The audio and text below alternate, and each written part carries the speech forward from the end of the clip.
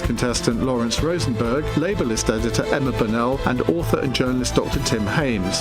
Then at 9, what do you think of the British government role in the Iran war? Has Starmer played a blinder, or is our international reputation shot to pieces?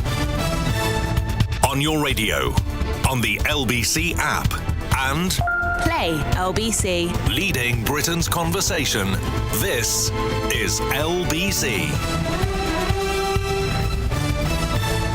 From Global's newsroom at 7 o'clock, the Prime Minister is in Saudi Arabia after a 2-week ceasefire was agreed between the US, Iran and Israel. Sir Keir Starmer's holding talks with Gulf leaders about how they can support the truce. It includes the condition that Tehran reopens the Strait of Hormuz, although it's reported that could involve ships paying a toll to pass through. Sir Keir told reporters this needs to be a permanent end to the war, not temporary. On top of that, we have to acknowledge that this war wasn't our war, but my job is to protect the UK. It's already had an impact on the UK, and it's very important we get the Strait of Hormuz open. There's a lot of work to do there. Machinery is digging through rubble in Beirut after what Lebanon's called the heaviest bombardment by Israel since the Iran war started. 250 people are reported to have been killed. Israel claims 100 Hezbollah targets were hit within 10 minutes. Tehran is reporting that Iran could withdraw from the US-agreed ceasefire if the attacks continue. Jasmine Al-Gamal is a former US Middle East advisor. I'm getting messages from people there that are saying they are absolutely shaken to their core. It's a crazy dissonance to be reading on one hand a ceasefire announcement and then at the same time see buildings being shattered. And that's what they're facing in Lebanon now. The Islamic Revolutionary Guard Corps has said that if the attacks are not stopped, they will fulfil their duty and give a regretful response to the evil aggressors in the region. US Secretary of State Marco Rubio and NATO Secretary General Mark Rutte have discussed burden shifting within the military alliance during a meeting in Washington. There have been tensions between the White House and the organisation after other members, including the UK, refused to be drawn into the offensive against Iran. A 48-year-old pastor has been charged with gross negligence manslaughter following the drowning of a man at a baptism ceremony in Birmingham. Cheryl Bartley will appear in court next month. An investigation has found the BBC broke its own rules in airing a Tourette campaigner's racial slur at the BAFTA Film Awards in February, but it's accepted that while offensive, it wasn't intentional. In the city, the FTSE 100 has closed up 260 points at 10,609. The pound buys $1.34 and €1.15. The LBC weather: rain in Northern Ireland and Scotland tonight, mostly dry in England and Wales with a low of 8 degrees. Rain will move south across the UK tomorrow, arriving in the southeast late in the day with a high of 19 degrees. From Global's newsroom for LBC, I'm Tim Humphrey. This is LBC from Global, leading Britain's conversation with Iain Dale.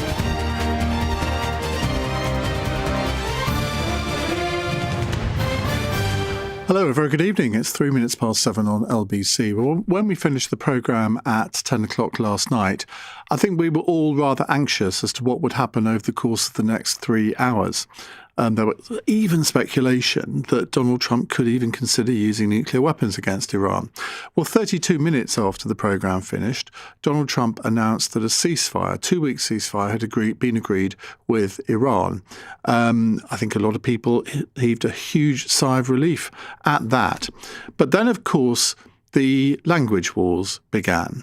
The Americans claimed victory. The Iranians claimed victory. And so we are left to really think, well, OK, who has this been a victory for? Because if you look at every war throughout history, all the history books are full of, well, so-and-so won this battle, so-and-so lost that battle. Overall, the war was won by one side and not the others. Very few wars end in stalemate. And I think here you have to go from the premise of what the objectives of this war were. And in some ways, they were very unclear from the American side right from the beginning. Although in that first speech that Donald Trump gave, he basically said it was, well, he first of all said it wasn't about regime change, but then by the end of the speech, it became clear that it really was. So if you judge it from that perspective, it's been a failure. because there hasn't been regime change. You can't, just because you kill 50 of the Iranians' top leaders, that doesn't mean that you have regime change. The regime that is in power in Iran now may not be identical to the previous incarnation, but there's not a lot of difference. You don't spot any sort of moderates emerging where you could genuinely say that it is a pale imitation of what it was before. They didn't count on the Strait of Hormuz being closed. And that seems to me what has driven this ceasefire. And yet Donald Trump tried to make out that it didn't really matter for America about the Strait of Hormuz. Well, it clearly did. So my judgment on this is that this cannot be seen as a victory for the United States. In fact, I read somebody earlier on today describing it as the American version of Suez, 1956, which effectively signalled the end of Britain as a world power. Now, I don't go that far because I think it is clear that the Iranian military has been degraded. The navy has been basically destroyed. Various bits of infrastructure have been destroyed. So a lot of damage has been inflicted, and the Iranian economy has been weakened because of all of this. But the fact that Iran managed to hit back in such an effective way, not just against America, but the Gulf states as well, I'm not sure it's enough to say that Iran has achieved a victory here, but it certainly hasn't been defeated, has it? So that's my question to you this hour. Which side do you think has won this war? 0345 6060 973. Well, this afternoon, the US Defense Secretary Pete Hegseth gave a briefing from the Pentagon in Washington and claimed that Tehran had begged for this ceasefire. Operation Epic Fury was a historic and overwhelming victory on the battlefield. A capital V military victory. By any measure, Epic Fury decimated Iran's military and rendered it combat ineffective for years to come. You see, in less than 40 days, one of our combatant commands, Central Command, CENTCOM, using less than 10% of America's total combat power, dismantled one of the world's largest militaries. The world's leading state sponsor of terrorism proved utterly incapable of defending itself, its people, or its territory. We untied just a fraction of our strength, and Iran suffered a devastating military defeat. Well, it's a valiant attempt at saying, well, we've totally won. Well, I don't buy that, do you? Let's talk to David Patrikarakos here, who's special correspondent for the Daily Mail and author of the book Nuclear Iran, The Birth of an Atomic State. David, very good evening to you. You've been following this very closely right from the start. You did a brilliant Twitter thread this morning, which I read avidly. Let's start with the war aims. Now, I just said I don't think America has achieved its war aims. Do you? Well, I fear you rather stole my thunder, Ian. Absolutely. Look, in the end, how do you assess the success or failure of a war? You can knock the hell out of your enemy, but if you do not fulfill your stated objectives, you have strategically at least lost that war, or certainly not won it. So I agree, and this was what Trump did that was foolish. From the very first day, he did end up saying it was about regime change. He painted himself into a corner and he gave the Iranians a gift. Every single day that they survived, they could say correctly, according to his own logic, that they were winning. And then what happened is the broader discourse moved towards the Iranians. Don't forget, Iran is under a total comms siege. The regime has cut everything now. At the beginning of the war, I was able to speak to people inside Iran, not anymore. So on the one hand, you have Iranian leaders crowing. On the other hand, you have everybody in the West and around the world criticizing the US and Israel, and the Iranians see this. What I will say is this, though. We will not know the true effect on Iran of all of this stuff, the tactical success set against the strategic myopia and failure, until the shooting stops. Look, Iran has been severely degraded, right? Is it still able to govern in? Is it still able to oppress its people to the same degree that it has? We will only truly know in the weeks and months and possibly longer that follow. That, I think, is a key point that's often missed. The protests that occurred at the end of December, beginning of January in Iran, they were I would say, largely inspired by economic circumstances. Well, the Iranian economy is now going to be in a much worse state than it even was then. So do you think there is any hope that regime change could still happen here, even if it's sort of 6 months down the line after, as you say, the shooting stops? Look, we have to hope. I don't know, because I cannot see into Iran. I can't even speak to people in Iran. But look, logically speaking, don't forget, they have bombed the banks. The regime is unable to pay its people. Now, I know from security sources that what is not being talked about is you've seen defections within the IRGC. You've seen people being executed for desertion and refusal to carry out orders. Are these things going to increase? Are the Iranian people, when this all ends, going to look around and say, my God, they took out all of our security services. We are now emboldened to rise up even more, or will they be even more cowed? But we have to accept that it's going to take time for this to play out, which is why it was so foolish of Donald Trump to talk about regime change. On that point, Ian, there is a second point, and I have said and written this until I'm blue in the face. Until there is an organised democratic opposition with, critically, a leader, not this idiot in DC, the Crown Prince, who I've met and is very pleasant, but is incapable of running a dinner party, let alone Iran. Well, why do you say that? Because he doesn't have what it takes. He's very sweet. Look, this is a man, Ian, who was pranked. Did you see this 2 weeks into the war? He was told that he was going to do an interview with a representative of the German Chancellor Merz. It was a man dressed as Hitler calling himself Adolf. He didn't twig until 5-10 minutes into the interview. This is not a man who can survive in the snake pit that is Iranian politics. And another thing, he left Iran 48 years ago. He's essentially American, maybe a transitional figure, but until there is an opposition organised with a leader to replace the current regime, any regime change is going to come from within the same regime. And that's what we have seen so far. We were told that part of the ceasefire deal would be that the Iranians opened the Strait of Hormuz. Well, they clearly haven't done that, have they? Well, yeah, it's unclear. More ships are passing through.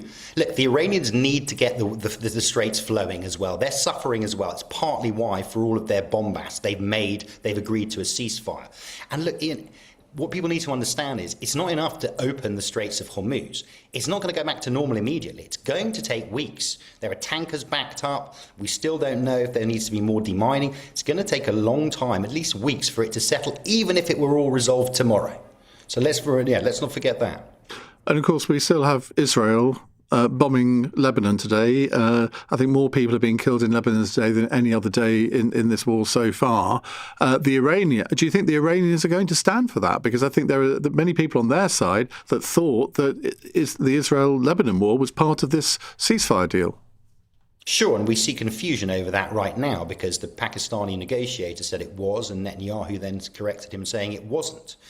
Look, let's see. All of this comes down to Iran's appetite for continuing conflict. And look, Iran needs a respite, okay? It's performed well. It's performed asymmetrically as we know it does. It always has, but they need the respite. They're being hammered.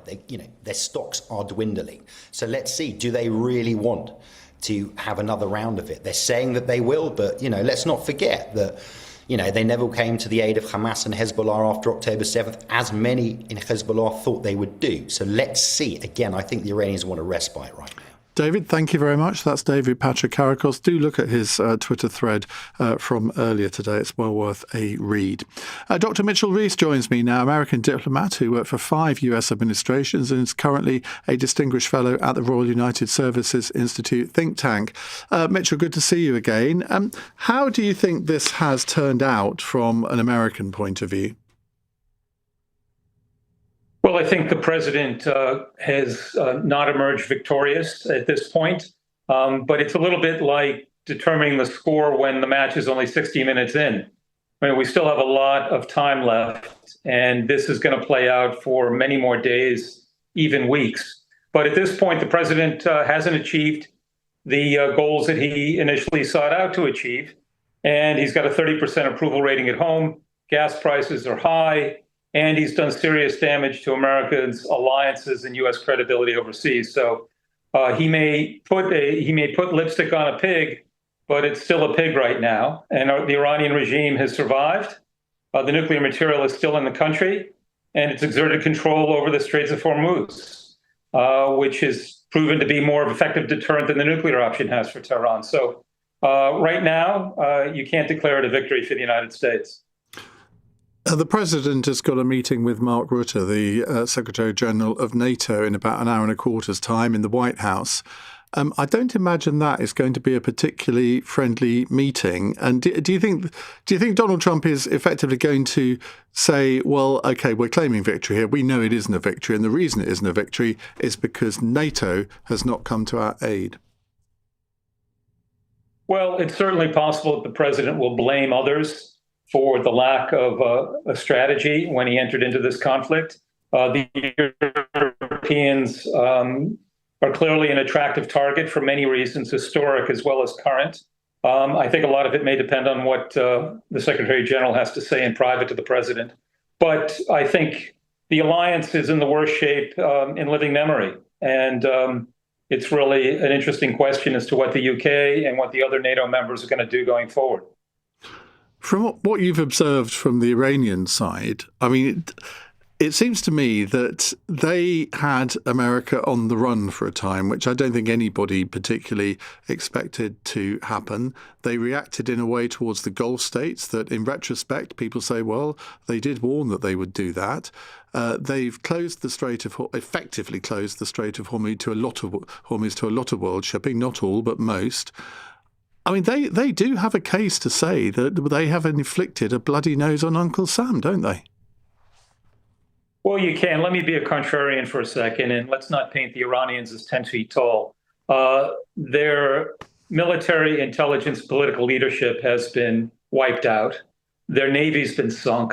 Their ballistic missiles have been degraded significantly, although they still have some residual capability. So the Iranian regime as a whole has taken a massive hit from the U.S. military, and there's no gainsaying that. But at the end of the day, they have proven that they can affect world prices for oil. And that was something that I think even the regime didn't realize before the conflict. Now it's a reality going forward. It will always be a reality. They will always have that ability. And the world's either going to live with it or they're going to try to change the regime in Tehran. But the status quo ante is no longer. And just a final word on Israel, because they're continuing their war in Lebanon, showing no signs of letting up there. I mean, in a way, that could provoke the end of this ceasefire very quickly, couldn't it? Well, I think that is a separate conflict, although they've been co-joined in the minds of many. Israel was attacking Hezbollah in Lebanon before this conflict broke out 6 weeks ago. They're going to continue to try to go after high-value targets in Lebanon until the point when Hezbollah no longer poses a threat to Israel in Israel's eyes. So I'm not sure that it's a tail wagging the dog here. I think it's completely separate from the Strait. The Strait's clearly the most important thing for the world to consider right now. And a close second is the future of the NATO alliance, which is really in peril at this point. Mitchell, thank you. That's Dr. Mitchell Rees there. Right. Come to your calls in a second. 0345 6060 973. Basically, you can tell me about any aspect of this that you want to get off your chest, but I'm particularly keen to know whether you think that the Iranians have inflicted a bloody nose on America. Donald Trump and Pete Hegseth, they're all claiming victory in this. If it is victory, it doesn't feel like one, does it? 0345 6060 973. You're listening to LBC. I'm Iain Dale. It's 80 minutes past 7. Weekdays from 7 a.m. This is a shameful, this is a shambles. Straight to the point. How was that allowed to happen? Nick Ferrari at breakfast on LBC. Show some evidence, Minister. Listen on our free Global Player app or the LBC app. Download it now from your app store. LBC. Switching to Vodafone full fibre broadband is now as easy as pie. Ooh, freshly baked. It's a walk in the park. Hello, little fella. It's like taking candy from a baby. Come on, as if I'd do that. With One Touch Switch, it's easy. We sort everything out for you. We even contact your current provider. Plus, we'll help towards leaving fees. Switch today to full fibre broadband with Vodafone. Up to £200 credit to cover leaving fees. More information and terms at vodafone.co.uk/broadband.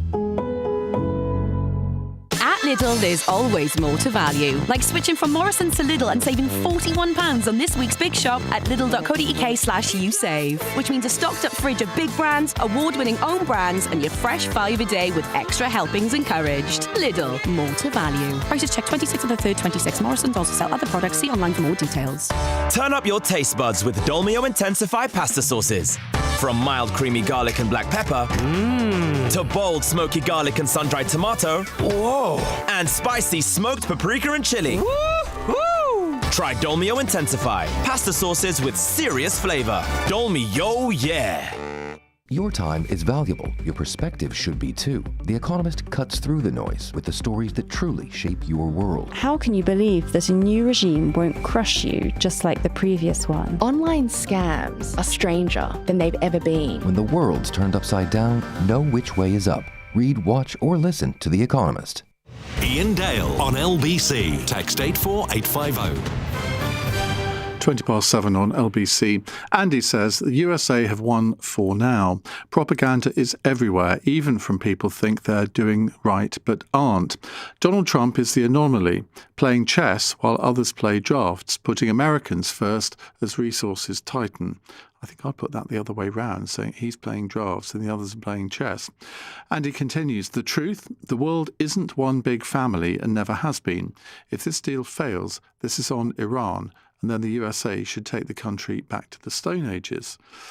Okay. You see, I don't think language like that really helps. I mean, obviously, propaganda is prevalent in all wars, and each side is going to exaggerate their own case. But I don't think it really helps for Donald Trump to use that kind of language, do you? I mean, I suppose we've got used to it by now. We're almost inured to it. Brian says, the winner from this is very clear. Vladimir Putin. Oil prices up, sanctions removed, diversion of attention and resources away from Ukraine, NATO in disarray. Couldn't agree more, Brian. Absolutely right. Alan is in Thurston in Suffolk. Hello, Alan. Hi, Ian. How are you? Hi, good. Yeah, your question was, has Iran or has Trump won? The simple answer is nobody's won. There is no winners in war. There's never been winners in war. There never will be, on paper maybe, but over millennia, humanity has never learnt the lessons, have we? We just carry on fighting and killing each other over our own petty squabbles in the great scheme of things. And so, in my opinion, no, neither has won. Neither will ever win. They might win the battle. We might on paper win, but all Trump has served to do is to radicalise another generation of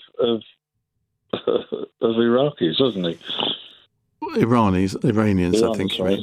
I mean, I'm not sure. I think it's an easy thing to say that, well, of course, all war is futile. But there are some wars that are justified. There are some wars where there are very clear results. And I mean, you look at the Falklands War. I mean, I think that was a totally justified war. British territory had been seized. We went and got it back. Well, there's plenty of people that argue against that, in fairness. Well, maybe there would, but that's my view. I mean, I think if the British government hadn't done that at the time, it would have fallen. It would have shown that Britain was basically a very weak country and sent the wrong signal to the Soviet Union at the time. So I think it was entirely justified. So playing devil's advocate, should we have then fought to protect all of the colonised countries around the world that Britain colonised over the last numerous centuries? Well, give me an example. The Caribbean islands. Well, they weren't. They haven't been invaded by a foreign power, have they? Well, no, they were invaded by us. Well, originally we took them, didn't we? I'm not sure I'd put it quite in those terms, but we are getting slightly off the subject here. Where do you think? Let's bring it back to the subject then. Let's bring it back to the subject. Who's won in this battle? We're all paying the price, aren't we? Yes. No, I think the whole world is paying the price. You're absolutely right. The whole world's paying the price. Yeah. Because Trump took it upon himself to go and declare war on a country without all the proper international laws being abided by, which is what he does. He knows no boundaries. He doesn't comply with international law. He's a convicted felon. He's a bully. He's a misogynist. He's a very, very dangerous individual, and he is a threat to world peace. Okay, well, concisely put, Alan. Thank you. Victoria says, oh, goodness me. In Trump's mind, NATO's approach has been tested, and in Trump's mind, it has failed. Trump has been tested, but in his mind, his approach has succeeded at every level. All his objectives met. Greatest politician in the world. A bit more balance in US politics is so very much lacking and needed. It is quite interesting to note the complete absence of the opposition party, the Democrats in the US, from any sort of contribution to the debate in this. I'm sure they have been making comments in the American media, but it certainly doesn't seem to have percolated over here. Let's go to Harry, who's in Waltham Forest. Harry, good evening. Good evening, Ian. What would you like to say? As regards Trump and Iran, the Emperor Trump has no clothes. He's trying to dress up a strategic defeat into a victory. Which is not the first time that's happened in world history, is it? No, but he's got a history. Ever since he came into office, he's continually painting himself into corners and then looking for excuses to get out and blame others while he does it. That's the only reason he wanted NATO there, for someone to blame when it all went pear-shaped. Well, I think that the thing that he got wrong right at the beginning was to put regime change front and centre. I mean, I think while he was talking about disabling Iran's nuclear capacity, you could see a sort of justification for that, although we had been told a year ago that they'd already got rid of that. But hey, maybe I'm nitpicking. I think I think people would have been able to accept that in a way that his justification for the whole thing turned into something very different. Well, he was talking to the Iranians, first of all, about a nuclear deal. And then suddenly it was no longer talk, it was bombing. And the reason for that was the Israeli tail was wagging the American dog. Well, I don't know the truth of that. I mean, there may be some truth of that. I think we will, when the books are written, when Michael Wolff or Bob Woodward write their accounts of Trump's second administration, I suspect we will understand far better the truth of that than we do at the moment. Well, you're asking who won in this confrontation. Well, there is only one winner, and that's Israel. Is it too early to say that? No, not at all. They're achieving their aim all along. Well, so they're working towards a greater Israel, bit by bit. Well, I don't agree with that. But to the extent that Iran's military capacity has been weakened, yes, you could say that Israel is the beneficiary of that. Well, the trouble with Iran is like the iceberg. We only see the tip. We don't know how weak they are. They could be extremely weak or only slightly weak. Well, I think we can all agree they're weaker than they were. Indeed. But Iran needed dealing with. It was a very dangerous state to its own people as well as the world. But there are ways of doing this, and that was not the way. OK, Harry, thank you very much. Let's go to Paul in Twickenham. Paul, good evening. Good evening, Ian. Ian, I speak as an observer, not as someone entitled to take the high moral ground. But I do make the following observations. No one has won this war. The Iranians, the Iranian regime, I should say, it had a lack of moral compass. It had a moral perversion. And we all saw that in early January when thousands of its own people were slaughtered, and when previous to that, when a poor woman who wasn't wearing a hijab correctly was beaten to death. What this has exposed, what the last 40 days has exposed, as Ben Hegseth said, 40 days being a biblical term, I notice he's slipping a lot of those in. What the last 40 days me from the Americans is their moral bankruptcy and perversion, rejoicing in death, the way they talk, and then particularly the Trump's statement yesterday or day before about eradicating a civilization. Yeah. I think we're getting so used to the outrage poured on outrage, Ian, that we're beginning to almost become numb to it. We all need to be quiet for 5 minutes in our flats and houses and just think what's going on. And finally, Ian, the way that Israel, the Israeli leadership, not the Israeli people, the way the Israeli leadership and the IDF have conducted themselves today in Lebanon, firing airstrikes into heavily residential and commercial areas, allegedly or apparently killing over 400 people and wounding hundreds, shows a complete and utter moral bankruptcy and perversion, in my view. And Ian, you disagreed that there's a project to create a greater Israel. I believe there is, and the reason I say that is because a few months ago, Mr. Netanyahu stood up at the United Nations, held up an A4 size illustration of the, showing the Mediterranean to the Gulf.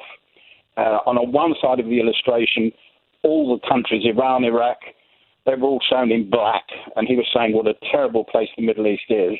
And then he turned it round to show the same countries all painted green, and he said, this is the objective. We're going to create an area of, a splendid area between the Mediterranean and the Gulf, and it's all going to be wonderful. There is this project, but my point is, I think... Yeah, but by using that phrase, what you surely mean is that Israel would control all of that territory, and I don't think anybody thinks that is either what Israel wants to do or even could do. Well, I don't know, Ian, who knows, but the Gazification of Lebanon, I think, from my observations, what's going on at the moment, albeit that, yes, Hezbollah are firing rockets to Israel, I acknowledge that, but I think that is grist to the mill of Mr. Netanyahu, because it affords him the ideal opportunity to start, raising other countries to the ground. It's very frightening, Ian, that no one's won this war, and until people, all men, have a God-given compass, moral compass, we're heading for. Well, good luck with that. Trouble. Good luck with that, because that's not the way human beings work. Unfortunately, there will always be people who do terrible things. And the one thing I would say about Israel and Lebanon, yes, it is terrible, some of these scenes that we're seeing. But if Hezbollah and Hamas can be completely eradicated, that has to be presumably what the Israelis are trying to do. There does seem to be a lot of that awful phrase, collateral damage, going on here. Right, we'll take some more of your calls in the next half an hour. Cross Question is coming up at 8. I'll tell you who's on the panel for that in a few minutes' time as well. It's 7:31 on LBC. News headlines with Tim Humphrey. Iran's Islamic Revolutionary Guard has threatened a regretful response to Israel's heavy bombardment of Lebanon. Officials in Beirut say more than 250 people have been killed after Israel claimed its operation against Hezbollah was not subject to the temporary ceasefire agreed between Iran, Israel and America. The White House says NATO was tested and they failed during the Iran war. Spokeswoman Caroline Levitt says it's quite sad NATO turned their backs on the American people over the course of the last 6 weeks. Sir Keir Starmer's in Saudi Arabia meeting Gulf allies in a push to find a resolution to the conflict. The Prime Minister says there's still a lot of work to do to reopen the key Strait of Hormuz shipping route for oil and gas supplies. LBC weather, rain in Northern Ireland and Scotland tonight. It should be mostly dry in England and Wales, a low of 8 degrees. LBC. 3, 2, 1, 0% APR on an all-electric Mini Cooper. What was that, Luton? Handling is extraordinary, centre of gravity so low, and it could be ours with a 15% deposit and 3-year term. OK, Luton, reroute me to the nearest Mini retailer now. Land a new all-electric Mini Cooper with 0% APR. Report to your Mini retailer today. Mini UK is a credit broker. Ordered and delivered by 30th of June. PCP finance with Mini Financial Services. Subject to status. 18+. T's and C's apply. mini.co.uk/Cooper. Right. Who's all in for Cancer Research UK's Race for Life? Sunday Leaguers, dog lovers, beat clubbers, banker dancers, baby ravers, potters. Whether you walk it, jog it, or run it, go all in against cancer. All in to help fund life-saving research. Sign up now and save 50% off entry to your local 3K, 5K, 10K or Pretty Muddy event. Search Race for Life. Discount ends April 19th, 2026. T's and C's apply. What's the best present you ever got for your birthday? I bet it wasn't as life-changing as £1 million. Every week with the birthday draw, there's £1 million to be won. And you can enter from as little as £1 or via post. Enter by midnight on Sunday and your special day could win you £1 million. Visit thebirthdaydraw.com. Is it your lucky day? From Global and ITV. 18+ UK only, no purchase necessary. Iain Dale on LBC. Text 84850. 7:34 on LBC. So what is Israel trying to achieve in Lebanon? Why aren't they part of this ceasefire deal? And what do we make of what's going on in the Strait of Hormuz? Because that was supposed to be part of the ceasefire deal, that would be open. Well, Eilon Levy joins me, former spokesperson for the Israeli government, who joins us live from Tel Aviv. Eilon, thank you very much for talking to us. Let's start on the Strait of Hormuz issue, because the Iranians are now wanting to charge a toll which goes against the whole of maritime law, doesn't it? Yeah, the Iranians are making some truly delusional demands with the Strait of Hormuz. The latest is demanding $1 per barrel that goes through the Strait of Hormuz in cryptocurrency. They're trying to build up a massive arsenal, and if that happens, it means everyone who fills their fills their car up at the petrol pumps will be giving cash directly to the Islamic Revolutionary Guard Corps. I have no idea whether that is part of the 10 points that President Trump said is a workable basis. We've just heard the White House saying that the reported 10 points are not the ones that were passed to them in negotiations, that they were fundamentally unserious, unacceptable, and literally thrown in the garbage. And we can only hope that the Americans are going to stick to what Secretary Rubio said just 10 days ago, that the idea the Iranians can charge people to use the Strait of Hormuz is not only illegal, but completely unacceptable. Yeah, but Trump seems to be going along with it and saying that, I'd quite like some of that money, please.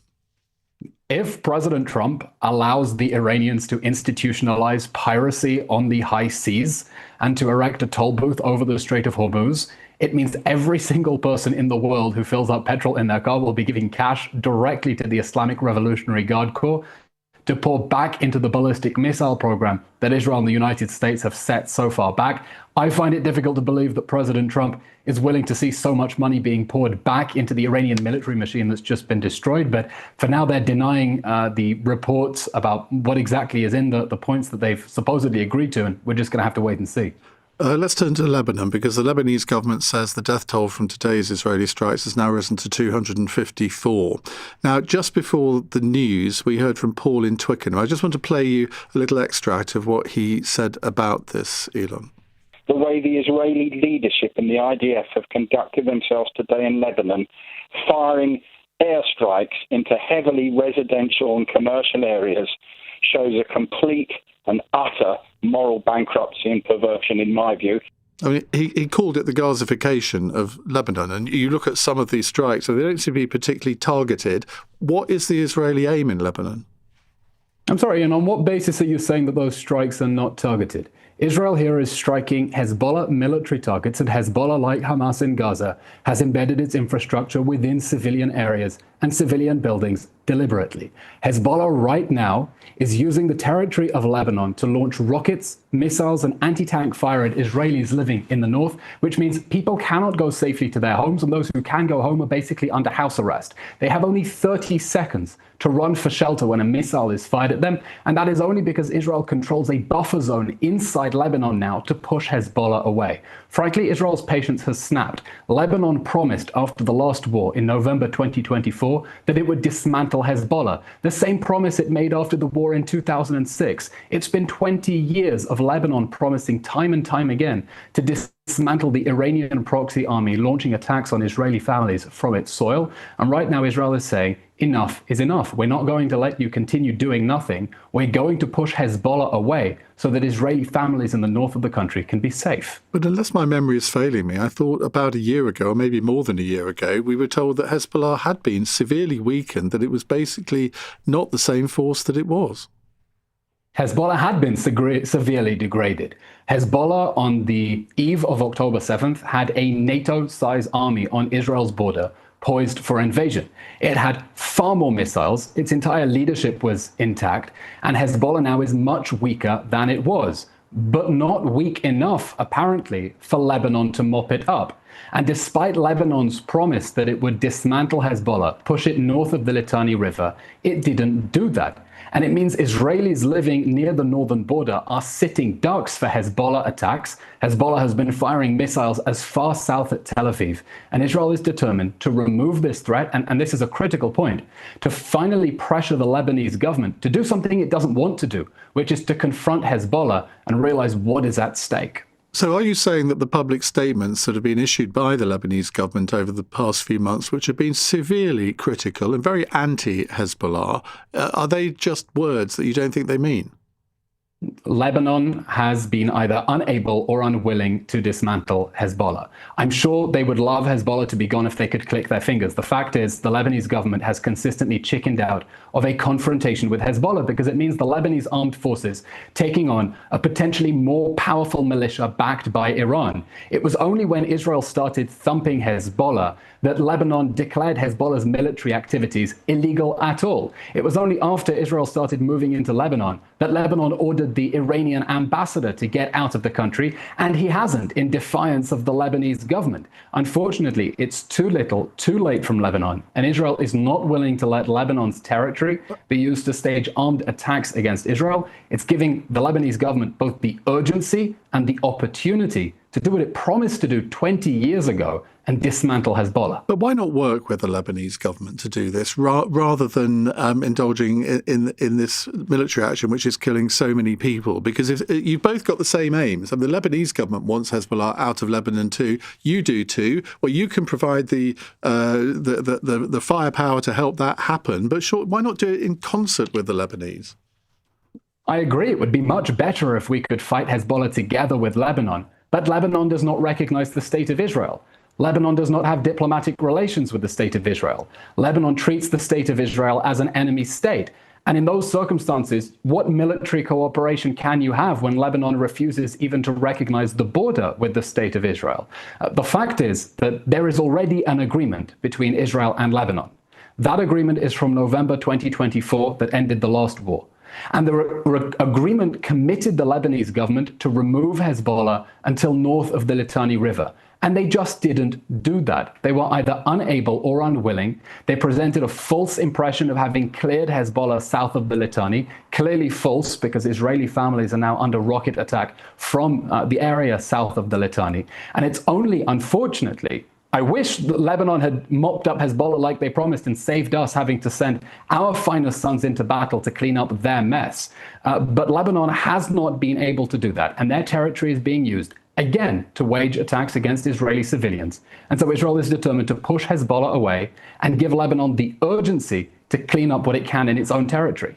Eilon, thank you very much. That's Eilon Levy there, former spokesman for the Israeli government. Right, back to your calls. Let's go to Daniel in Wigan. Daniel, good evening. Hello, hi. Hi. I was thinking today, and this sounds so unhinged, but everything with Trump is just, it lays all the cards on the table, and stuff that I would never consider with anyone else suddenly becomes something I would consider. And part of me wonders, as crass as this sounds, if this was some sort of psyop to just express American power and show NATO up.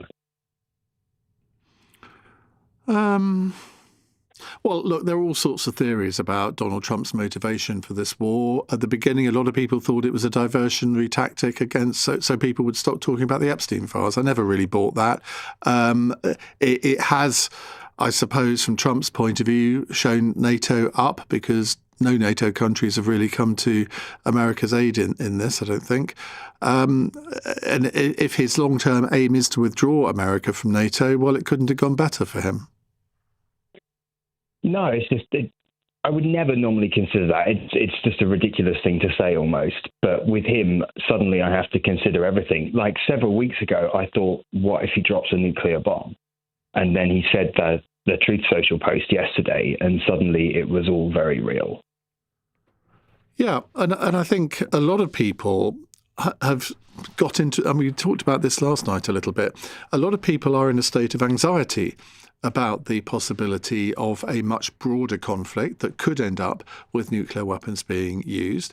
I think this is the first time that I can remember. I mean, there have been various points over the past few decades where, I mean, in the 1980s, I think a lot of people thought nuclear weapons were near to be used. I never did. And I don't now. People thought when Russia invaded Ukraine, well, that was leading to a possibility of a nuclear conflict. I don't think that's the case.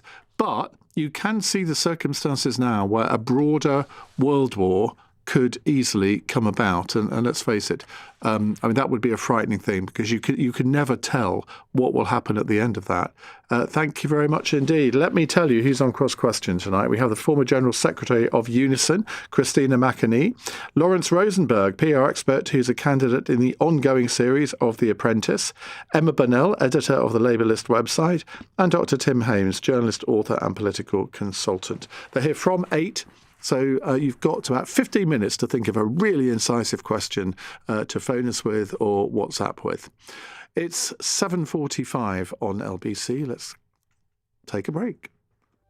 This is LBC. Tony, what do you want to tell me? Good morning. Scott has called from Glasgow. Hi, Scott. Jane's in Camden first. Hi, Jane. Households will benefit from £150 off of their energy bills, with a price cap giving households certainty on their bills until July. Hear every side of the story. It feels like far too much of a luxury now to heat your house. Dharma is going to have to get involved. I'm at the petrol station and it's just cost me nearly £100 to fill up half. I'm almost in my 40s and I haven't ever had a break in war, in any of these living costs. Listen on our free Global Player app or the LBC app. LBC, leading Britain's conversation. Your time is valuable. Your perspective should be too. The Economist cuts through the noise with the stories that truly shape your world. How can you believe that a new regime won't crush you just like the previous one? Online scams are stranger than they've ever been. When the world's turned upside down, know which way is up. Read, watch, or listen to The Economist. Switching to Vodafone full fibre broadband is now as easy as pie. Ooh, freshly baked. It's a walk in the park. Hello, little fella. It's like taking candy from a baby. Come on, as if I'd do that. With One Touch Switch, it's easy. We sort everything out for you. We even contact your current provider. Plus, we'll help towards leaving fees. Switch today to full fibre broadband with Vodafone. Up to £200 credit to cover leaving fees. More information and terms at vodafone.co.uk/broadband. Listeners, we interrupt the airwaves to share an incredible discovery. The reason why Britain hasn't been so great of late is because the country hasn't been eating enough Weetabix. We must get to work in rebuilding Great Britain, bix by bix.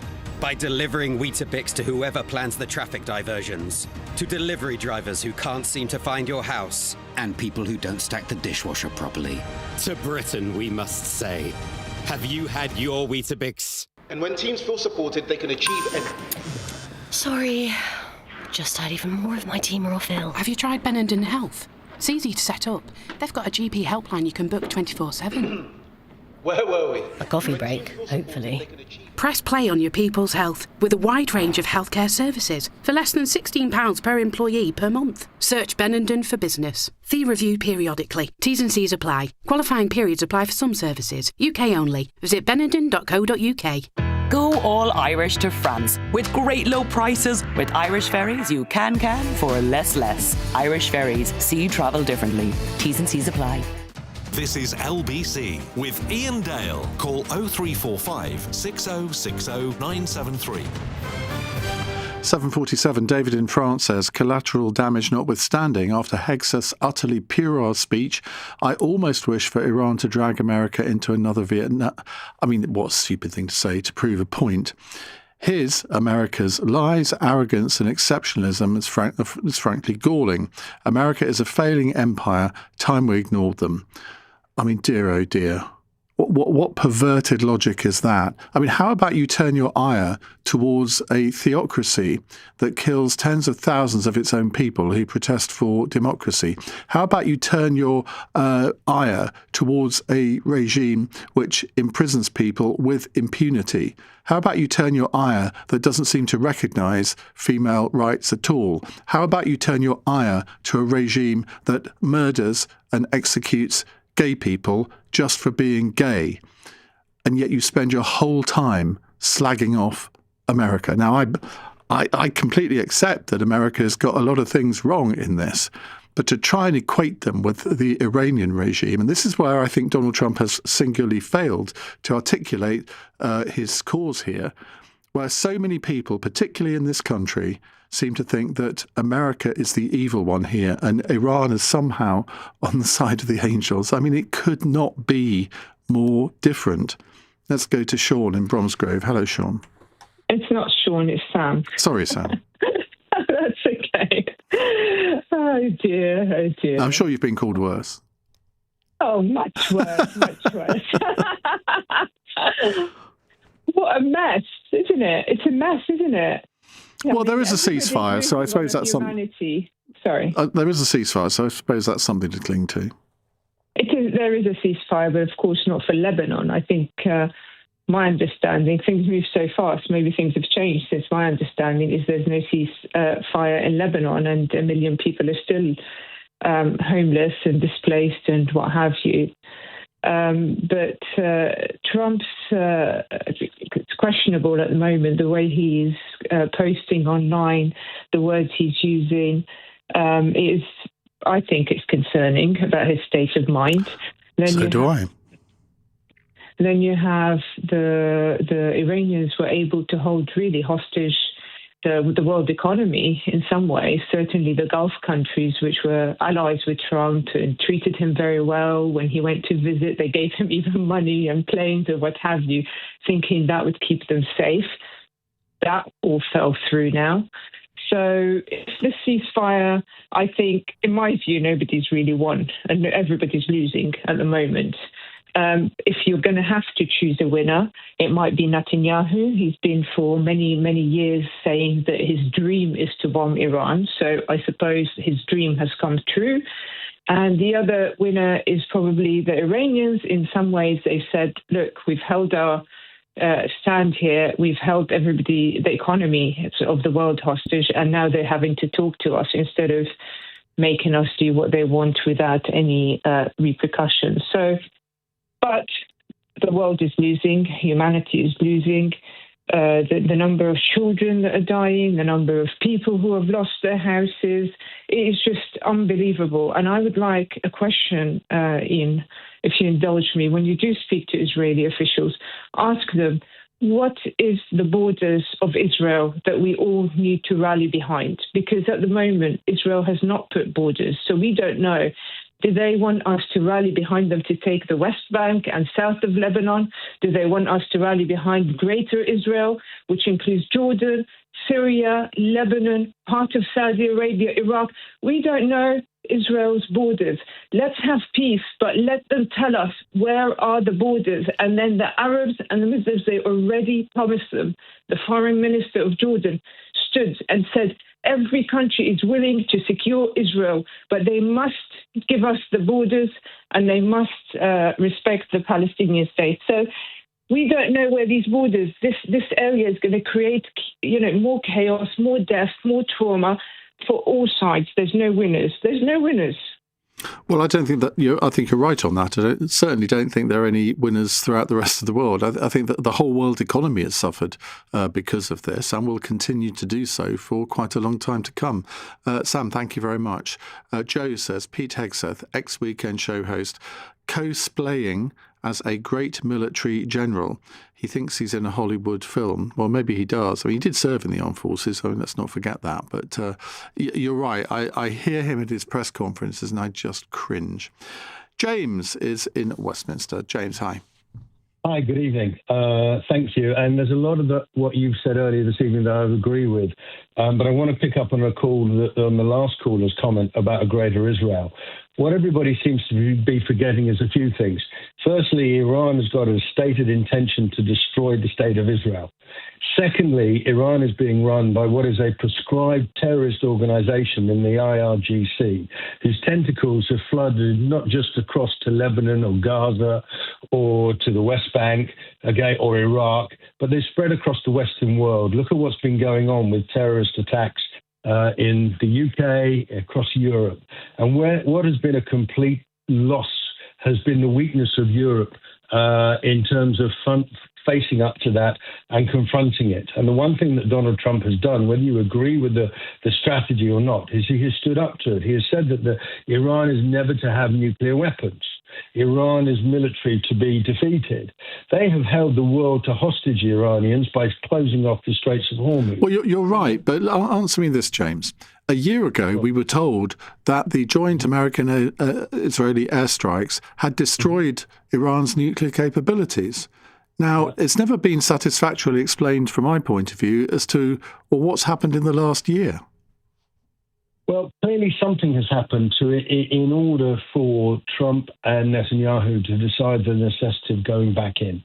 Because I'm quite sure that they would not have wanted to expend the time, energy and cost that they would have done from a military perspective, and the risks that they would have had involved. And you saw that with the 2 airmen who were downed in their plane crash, and the cost of that, although they were successfully retrieved, there was still a financial cost and a military cost in the several planes that were destroyed. So I'm quite sure that strategically, unless it was absolutely necessary, they would not have gone back in to do the damage they have done. The challenge we have is that Iran is run by an organization now. It's not being run by a religious entity. It's being run by a revolutionary guard, which is a terrorist organization, which is funneling funds across the world to perpetuate its hatred of the West, its hatred of the Western values, and Israel is actually at the forefront of that. If you look at who is attacking Israel, it's Hamas, it's been Hezbollah. Okay, these are countries that have basically, not even countries, but organizations that have got a stated intention of destroying the state of Israel. Imagine if England was standing for the value of democracy and Scotland was throwing rockets into the northeast of England every single day and bombing Newcastle or bombing Carlisle on a daily basis. Would the English government stand still and do nothing about it? And imagine in a hypothetical world, they were backed by the Irish that were funding it all. Would the English government stand there and would it allow the Irish to fund the bombing of Scotland? No, it would stand up. Although with this Prime Minister, who I believe has got less backbone than a bowl of jelly, I'm not sure that he would. Well, just on that, the majority of Prime Ministers certainly would. Just on that, we're going to be talking about the role of the British government in this war after 9 o'clock, because some people think Keir Starmer's played a blinder in this. You obviously do not. So we'll take that further after 9. Khaled's in Leicester. Hello, Khaled. Hi, Ian. Hi. I think this is preposterous. Look, the last caller was giving an analogy of Scotland was throwing rockets across to England. That's preposterous. If England had gone to Scotland, taken over 90% of their land, imprisoned so many people, built roadblocks, and then Scotland fired rockets, then that would be understandable. So that analogy is preposterous. What has Israel done to Gaza, the Gazan population? We know not only even before Hamas, continuously for decades they've been killing people, taking their land, even in the West Bank as we speak, and even law has been passed a few days ago that they can execute. Okay. I mean, you're going slightly off the subject because the question is about, well, who's actually won here? Yeah, but put it this way: if anybody who has any faith, the people who have won are the ones who have been martyred. They have no questions asked. They've achieved their paradise. But the ones that are left, the oppressors, they can never win. It's impossible. Nobody who's an oppressor. Remember one thing: there's an oppressor and there's an oppressed. The oppressed. Well, who's the oppressor here?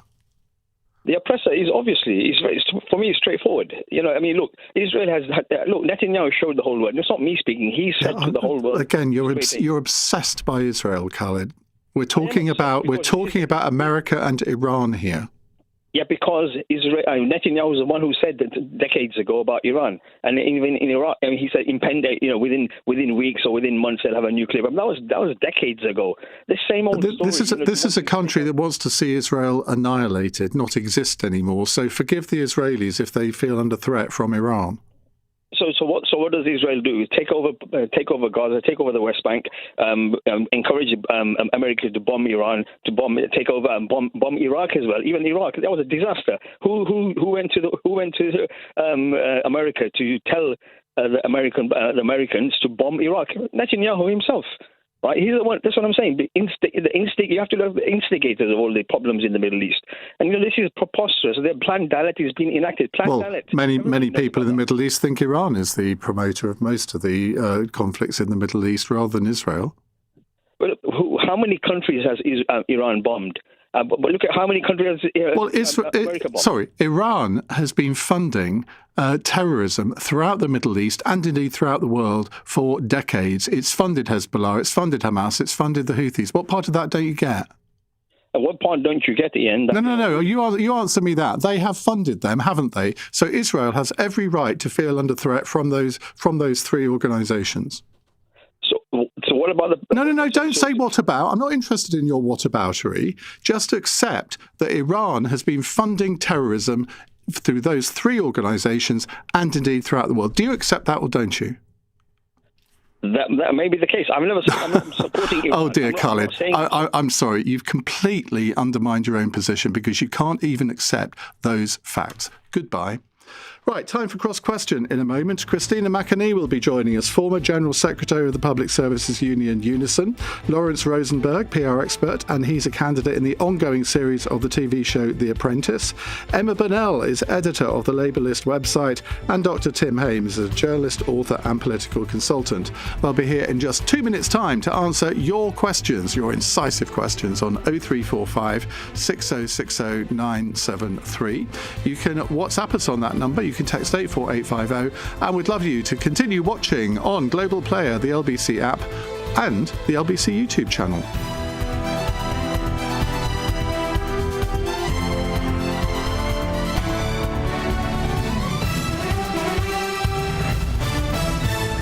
On your radio, on the LBC app, and Play LBC. Leading Britain's conversation. This is LBC. From Global's newsroom at 8 o'clock.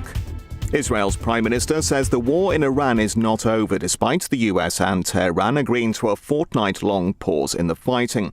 Benjamin Netanyahu has promised to destroy the nuclear threat being posed by the Islamic Republic, insisting this is not the end. State media in Tehran has claimed the regime there will respond if Israeli attacks on Lebanon don't stop immediately. Elsewhere, the Prime Minister says there is work to do on reopening the Strait of Hormuz. The White House press secretary is Caroline Levitt. We expect that the Strait will be opened immediately. As I've said earlier, we have seen an uptick in traffic in the Strait, and it's something that we are monitoring minute by minute, hour by hour as the days go on. Donald Trump has said NATO was tested and they failed during the Iran war. He's made the comments ahead of what's being described as a very frank and candid conversation with the organisation's Secretary General. A drug dealer has been jailed for 15 years in Los Angeles for selling the Friends star Matthew Perry the ketamine which killed him. 42-year-old Jasveen Sangha is the third person to be sentenced in connection with his death in 2023. The UK's experienced one of the warmest April days on record. A temperature of 26.5 has been recorded in southwest London.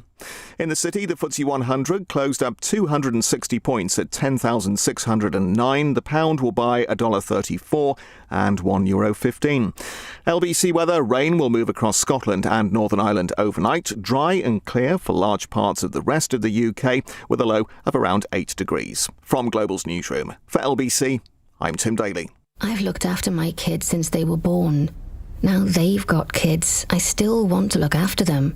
I don't want them struggling to make decisions about my money or my health if I can't. So we made a lasting power of attorney. Now, if I can't speak for myself, they'll speak for me. It's a weight off for all of us, isn't it? Yes, Mum. Lasting power of attorney. Search your voice, your decision. This is LBC from Global, leading Britain's conversation. Cross Question with Iain Dale. Hello, a very good evening. It's 8 on LBC. Welcome to Wednesday's Cross Question with me, Iain Dale. On the panel tonight, sitting to my left, a rather injured Emma Burnell, editor of the Labour List website. What did you do, Emma? I broke my arm on a so-called birthday holiday trip to Norway.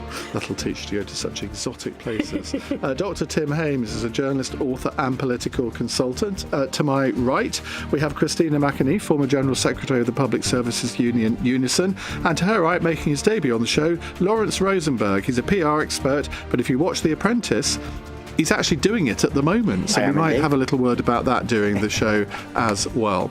The number to call if you'd like to put a question to our panel, 0345 6060 973. You can WhatsApp us on that number, text 84850, and you can watch us on Global Player, the LBC app, and the LBC YouTube channel.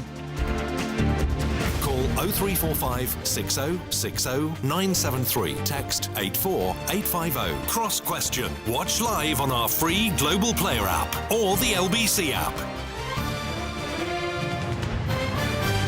Right, a text question from Rebecca to start with. What has Trump accomplished other than global instability and an Iranian regime that feels vindicated and will have a tighter grip on the throats of 93 million people? Tim Hames. Well, that's a pointed question and one hard to disagree with. I think the honest answer is it's possibly too early to tell. Firstly, because the next 2 weeks are going to be extraordinarily bumpy. And we really saw today both sides rehearsing the we won, no we won, no we won, we won to it. Secondly, we don't really know the extent to which the Iranian regime will or will not change in the course of the next 3, 6, 9 months, and in which direction. I think the argument that you go back to the world of February the 27th like that, when you've had such an event such as this, and when you've had such a wipeout of so many leaders, is quite a punt. So I think we're dealing with a lot of unknowns here. And thirdly, it's not quite clear yet how bad this is going to be for Trump in domestic political terms. I mean, if he can get out in the next 2 weeks, there is the time to stage some sort of possible recovery before the midterm elections in November. If he can't get out, it's a very ugly scenario for him politically, even if in military terms you can have all these generals standing up saying we've smashed umpteen million bits of kit. Emma Burnell. Well, he's achieved his lowest approval ratings, I believe even lower than Joe Biden's at his nadir after his debate, so that's an achievement, I guess. We're not talking about Jeffrey Epstein. That might be considered a positive for Trump. But it's very hard.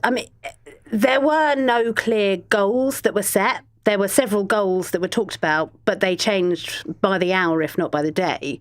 So it was hard to know what the Americans were seeking to achieve when they started this. And none of the varied explanations have come to pass. So he has achieved all of the things that Rebecca sets out and very little else. Well, he has degraded the Iranian military, hasn't he?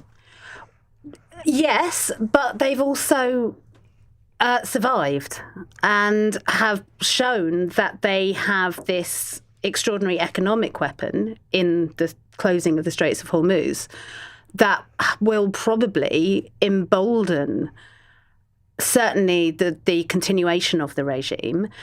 They have, Tim's right, the leaders have been killed.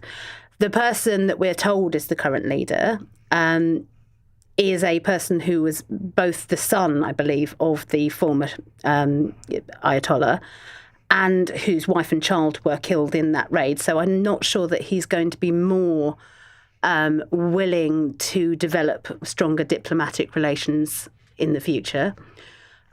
We haven't seen the people of Iran who are brutally suppressed. I mean, when we talk about how appalling Trump has been and how little he's achieved, we shouldn't also forget that we are talking about an appalling, disgustingly oppressive regime.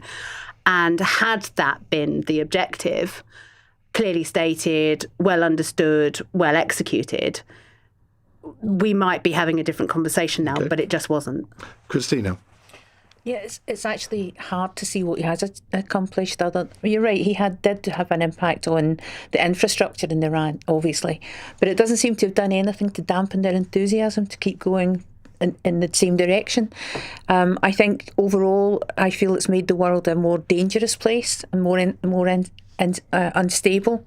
And I don't think that Iran look as if they're prepared to make many concessions. And what's even more worrying is when you saw what happened when he tweeted yesterday, wasn't it?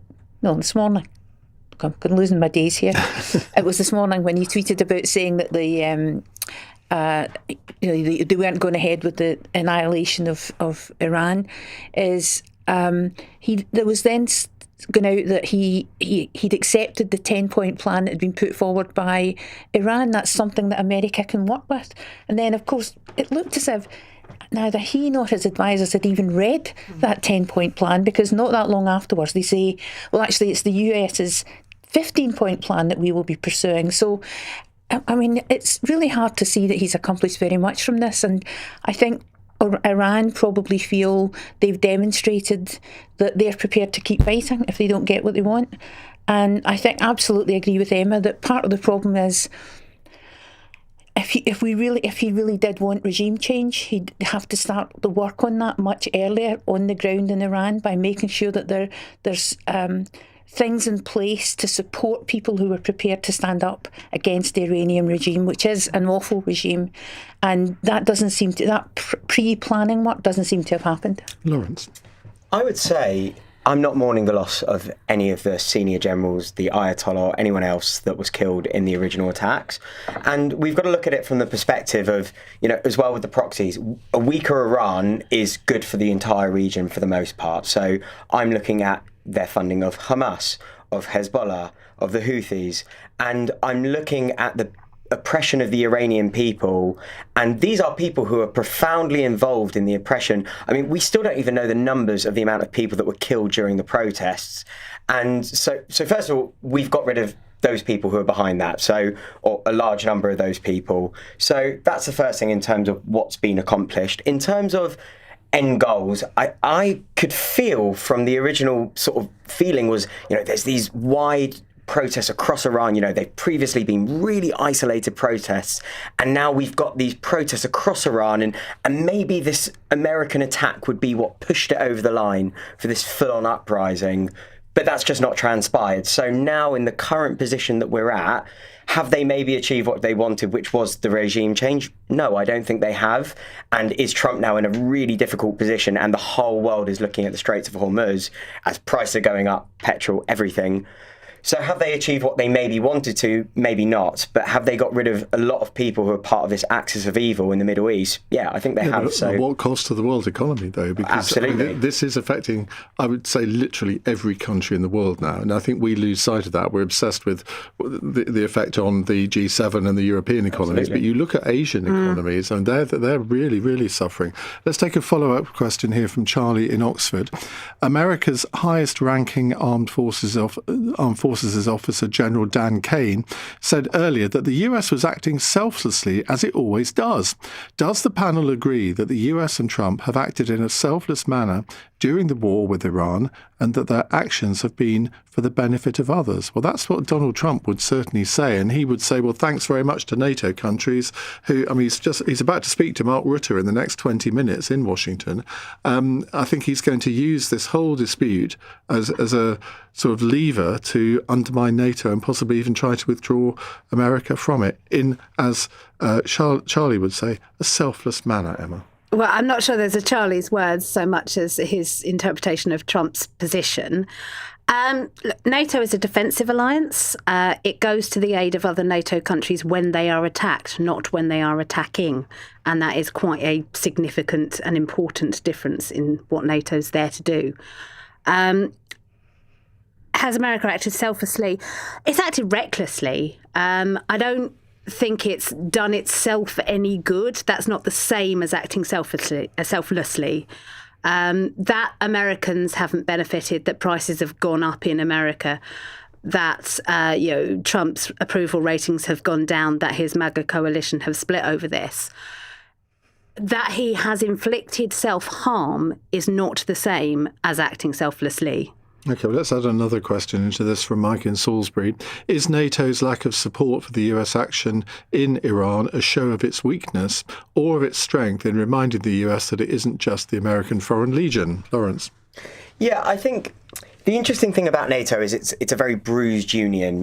We've seen that pretty much over the past, certainly since Iraq, but also before that, or more recently even, we've been seeing with Ukraine, the NATO alliance, how much is NATO going to come to the help of Ukraine, and certainly the US, and there are those splits within the group. And I think it's a really difficult one. Is it a lack of support? I'm not sure. I certainly think there's an unease within the grouping whether this is something that they can actually get fully behind and involved with. But I think it's a really tough one with NATO. I really do, because they are a bruised union, and there is so much that's gone wrong over the last 20 years. Is this another war to get jumped into? Is that right, though, Christina? Because when Russia invaded Ukraine, NATO was completely united. Yeah. And it's only really since Donald Trump has come in that unity has been shattered. Yeah, I would agree. I mean, I think Donald Trump, the kind of language he uses when he criticised Keir Starmer for,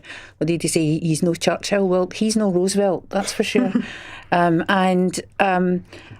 He would regard that as a compliment. He possibly would. Okay, he's no Nixon even. He might not regard that as a compliment. But I think Trump will use anything to have a go at Europe. I mean, he doesn't feel that we are there backing him up because we don't slavishly follow whatever the US wants. I mean, going back to the earlier question about were they acting selflessly. I mean, my view is, and I think other people have said this, it feels to me that Trump's been played by Netanyahu in this war. He was given information, persuaded that they could take out Iran quite easily, it wouldn't be too difficult, and that clearly hasn't happened. And so I don't think they were acting selflessly at all. I think they had a vision in mind of what they wanted to happen. They just haven't been able to achieve it. Tim? Well, look, it's not unusual for NATO countries and the United States to be misaligned, if you like, in moments such as this. If you could think back to the Iraq War of 2003, basically amongst NATO members, only the UK, Poland and Spain expressed any sort of enthusiasm. Only the UK actually provided serious ballast. But that didn't create a crisis thereafter. So it's not the case that NATO has to jump in whichever direction the United States does, or the United States has to jump in whichever direction the majority of NATO states do. But it is looking very tired as an organisation, and it's one of many, many international organisations which were created during the Cold War, where nobody's really, in the 35 years since the Cold War ended, sat back and thought, what's it for now? Well, I think, isn't it obvious what it's for now? To be a unified defensive force against Russia. Yes, but for quite a long period, that wasn't necessarily the case. I mean, during the Yeltsin era, we didn't worry about the Russians being offensive in the fact we do today. And indeed, in many ways, though Christ, I'm no apologist for Putin, but the tragedy of the last 35 years was that when the USSR collapsed, what we really needed was something akin to the Marshall Plan of the late 1940s for Russia. And we didn't get it. And so Russia went into a sort of bizarre form of oligarch capitalism of its own, became ungovernable. Along comes Putin and says, I can govern and restore order. And surprise, surprise, people say, well, thank you very much for that. We'll have it. OK, more of your questions to come. 0345 6060 973. You're listening to LBC. It's 17 minutes past 8. This is LBC. You know, people ask me, what's my good place? It's in the garden, playing football with my girls. It's also knowing that because my pension is with Pension Bee, I get a beekeeper, a UK-based account manager for support should I need it. You're not very good, Daddy. At Pension Bee, we believe that when your pension is in a good place, you're in a good place. Download the app or go to pensionbee.com and be pension confident. When investing, your capital is at risk. Switching to Vodafone full fibre broadband is now as easy as pie. Ooh, freshly baked. It's a walk in the park. Hello, little fella. It's like taking candy from a baby. Come on, as if I'd do that. With One Touch Switch, it's easy. We sort everything out for you. We even contact your current provider. Plus, we'll help towards leaving fees. Switch today to full fibre broadband with Vodafone. Up to £200 credit to cover leaving fees. More information and terms at vodafone.co.uk/broadband. When you're smiling, the whole world smiles with you. Life feels better with a smile. Banning Dental Group Clinics. Modern, comfortable and affordable dentistry for all. See online for our price match promise. Keep on smiling. Keep on smiling. Keep on smiling, and the whole world smiles with you. banningdental.co.uk. Cross Question with Iain Dale on LBC. Call 0345 6060 973. 90 minutes past 8, just as well you weren't listening into that conversation we were having in the break there. Right, we have with us Christina McAnee, former General Secretary of the Public Services Union, Unison, Lawrence Rosenberg. He is a PR expert. It says PR. What does that mean, PR expert? Well, I suppose that's a PR question, isn't it? Whatever I want it to mean, I suppose. But yeah, I'm 30 under 30 for public relations from PR Week, and sort of that's the day job. So I suppose if someone calls you an expert, that makes you an expert. Indeed, particularly in today's society. Emma Burnell is editor of the Labour List website, and Dr. Tim Hames is a journalist, author and political consultant. Right, a WhatsApp question from Femi. No, not that one. Can Keir Starmer's trip to the Middle East on the day the guns fall silent be deemed anything other than a desperate move to regain relevance? Emma Burnell. Yes, of course it can, Femi, or Kemi. I think Femi. this might be a planted question by the leader of the opposition. Look, the thing is, Keir Starmer has been saying throughout this that what's needed is diplomacy, and we've now got 2 weeks where diplomacy is going to matter more than ever. We've got this joint statement that's come from the various leaders of European nations. Keir Starmer gets a lot of criticism, some right, some wrong, but he has generally been seen to be quite successful on the world stage. And if what is needed is someone to go in and do that hard yards diplomacy rather than just tweet nonsense, then those are the kind of statesmen we need in that situation. But he's apparently gone to solve the Straits of Hormuz crisis. Well, what can he do to do that? Well, he can talk to people. That's what politicians do. That's like their whole job.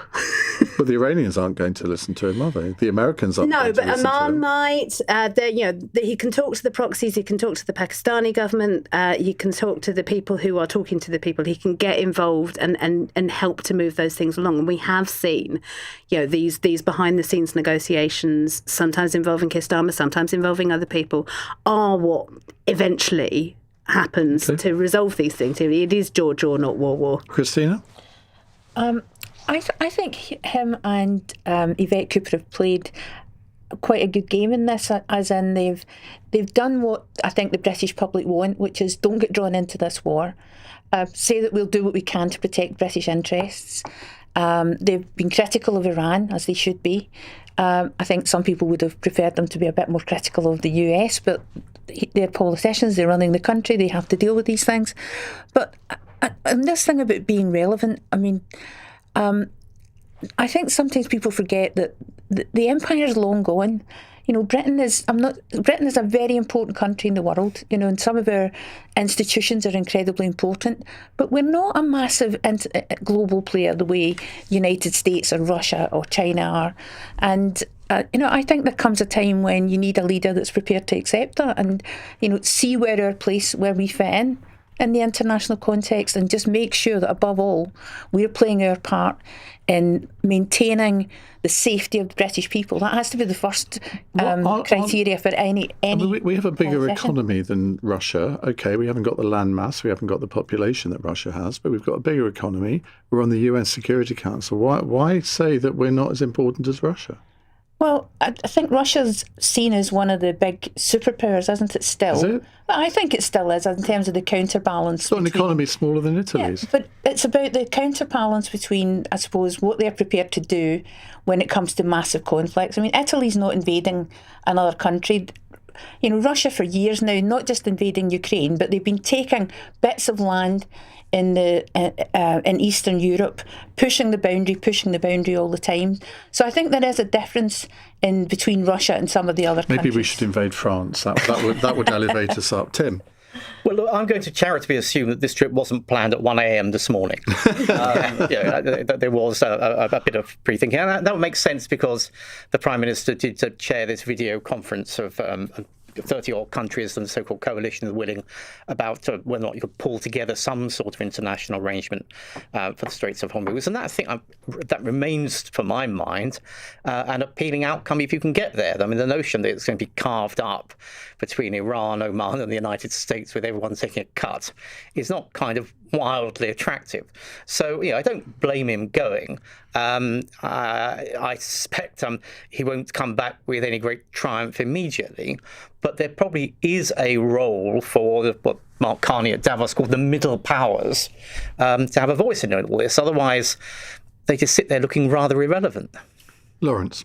Yeah, I'm going to go ahead and agree with you that actually I don't think this trip was planned at the last minute, and you do need to be in the right place at the right time. And where Keir Starmer has seen his fairly limited wins as a Prime Minister are on his foreign policy, and he is a well-liked statesman by other world leaders. So if he can go out there and he is talking with the other G7 nations, potentially with the US, potentially with Iran, obviously from the defensive actions, the relationship between Britain and Iran is probably nowhere near as bruised as it is between the US and Iran. So if there is an opportunity for him to look good ahead of the May local elections and actually look like a statesman and do something that could be potentially positive, if he can come back with a win, which would be something around the Straits of Hormuz, bringing prices down, price at the pump, and saying, this was me, this is what I was able to do.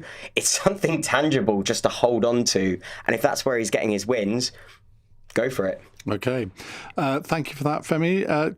Call it here. Tony in Aylesford. Hello, Tony. Hello, lovely Ian. Hello, lovely panel. Goodness me. Steady on. Hello, lovely Tony. Thanks.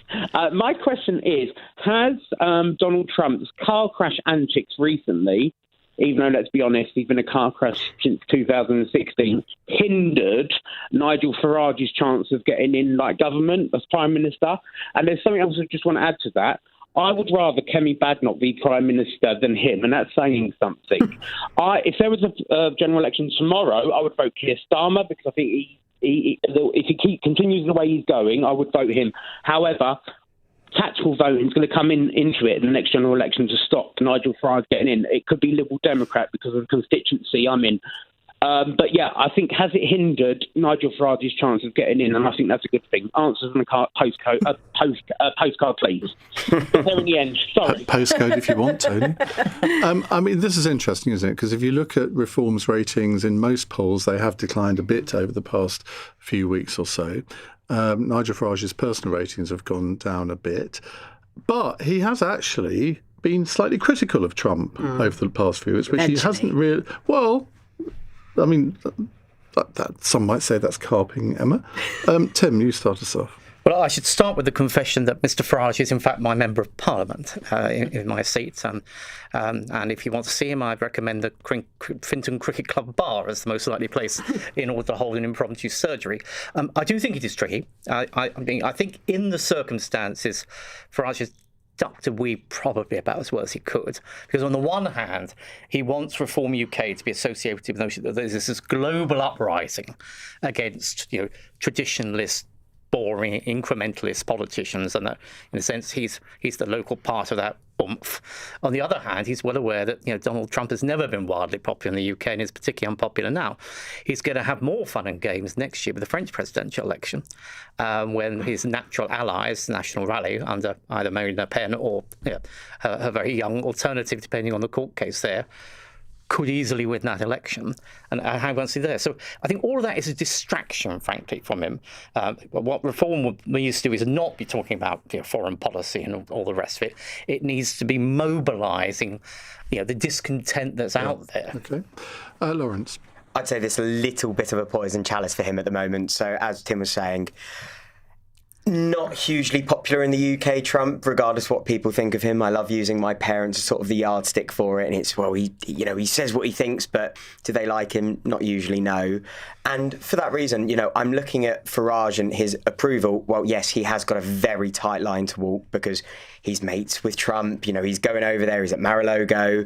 And that, relationship is talked up when it's helpful for economic reasons. But then at the same time, when it comes to things like this, it's a massive lag for him. So I also think there's a danger with Farage of, we're looking at Labour and the pull from the left. Well, Farage has now got it coming from the right with Restore. Yeah. So, I saw a poll this morning that Restore is polling at 4% already. So I really don't know where else the voters are coming from for Restore, apart from most likely really Reform or the Conservatives, or maybe unaffiliated. But I'm going to say that he is being pressed, and I'm not necessarily sure it's the war that's doing that. I would say there's an insurgent party on the right that was probably capturing a lot of those voters. I think it will damage him, and it clearly is.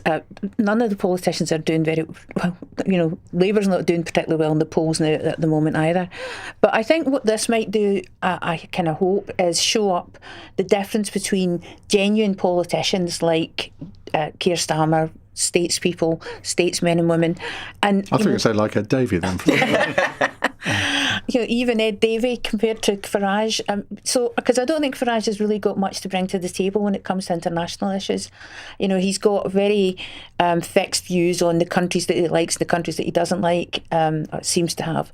And I don't think he's seen at all as a statesman. And I think anything he tries to say in relation to this will, I think, just expose him even more. Emma? Yeah, I think Farage's problem is that he has a ceiling. And there are an awful lot of people, as we've seen in a few by-elections recently, motivated to vote against reform. And Farage is there is no reform without Farage. It's just his latest vehicle. And so he needs to make sure that he can maximise the vote that he does have. And when he takes strong positions like he did at the start of this conflict that then actually don't gel with the sentiment of the public and actually have split the right as much as they might have split anyone else, then he's just, it's just that salami slicing of that vote. Now, most people, when they've been a leader and a public figure for as long as Farage have, do find people drifting away from them. But most people don't have the same ceiling on their vote that he has. And so he can't afford to lose voters the way that other people might be able to, because their parties could replace them. Because if you are the Labour leader, the Conservative leader, the Liberal Democrat leader, to be brutal, it's not about you.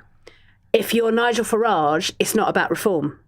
And that's his biggest problem, because he is both his own biggest asset and his own biggest liability. From our YouTube chat, we have Tim, who says Farage has blown it, and yes, he will continue to be dragged down by Trump and the puppet master Putin. More of your questions in just a few moments' time. But first, let's get the news headlines on LBC at 8:31 with Tim Daly. The White House press secretary has claimed Iran has indicated it will give up its stocks of enriched uranium. Caroline Leavitt's been telling a briefing President Trump is committed to ensuring that takes place. Donald Trump is also expected to raise the possibility of the US leaving NATO. During a meeting with its Secretary General, Mark Rutte is due to meet him at the White House. And a drug dealer's been sent to prison for 15 years for selling the Friends star Matthew Perry the ketamine which killed him. 42-year-old Jasveen Sangha is the third person to be jailed over his death in 2023. LBC weather: rain will move across Scotland and Northern Ireland overnight, dry and clear for large parts of the rest of the UK, with a low of around 8 degrees. This is LBC. At Lidl, there's always more to value. Like switching from Morrison's to Lidl and saving £41 on this week's big shop at lidl.co.uk/usave. Which means a stocked up fridge of big brands, award-winning own brands, and your fresh 5 a day with extra helpings encouraged. Lidl, more to value. Prices check 26th of the 3rd, 26. Morrison's also sell other products. See online for more details.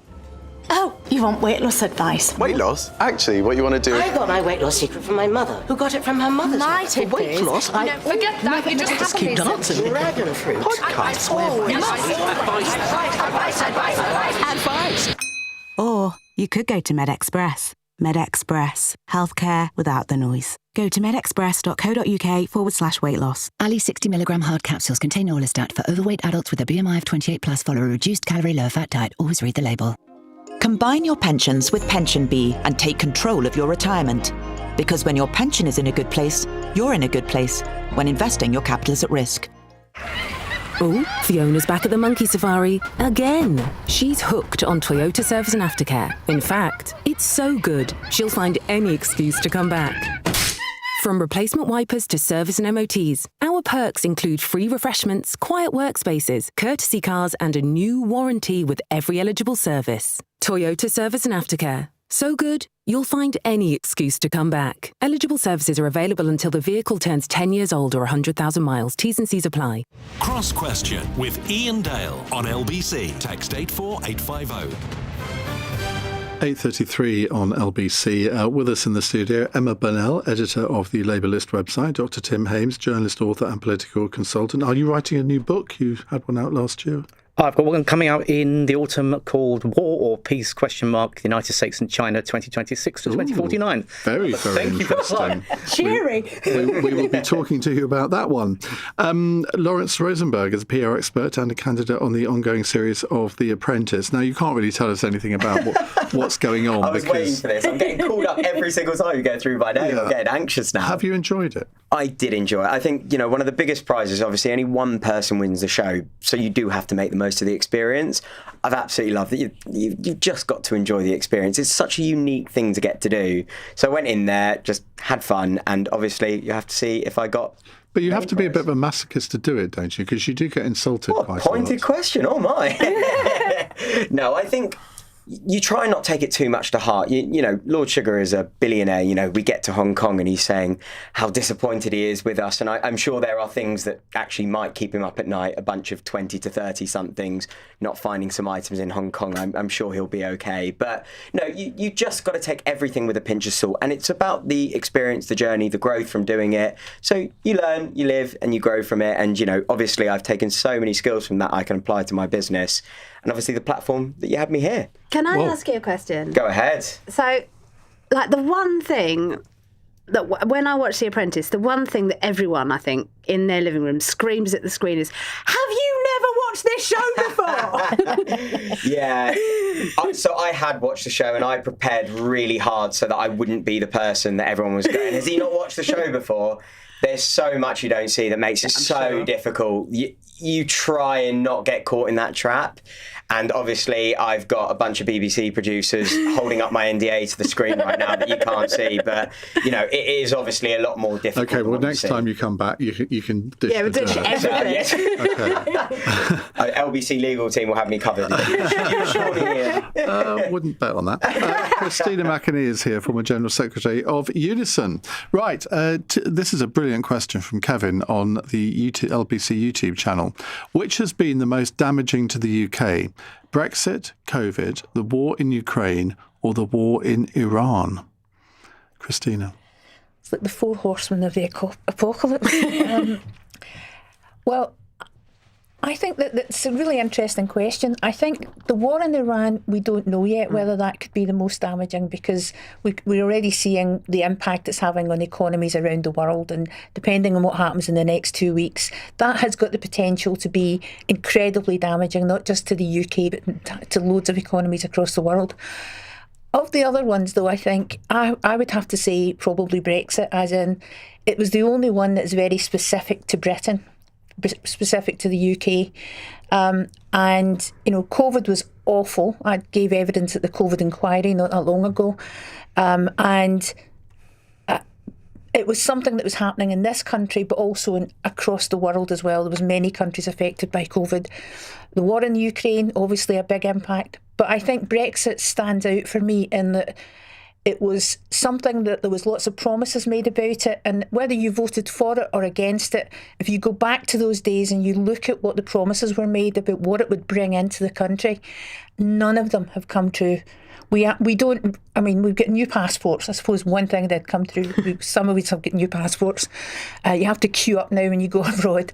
But generally speaking, we were promised more money for our public services. We were promised greater freedom and flexibility over a whole range of things. None of that has come to pass.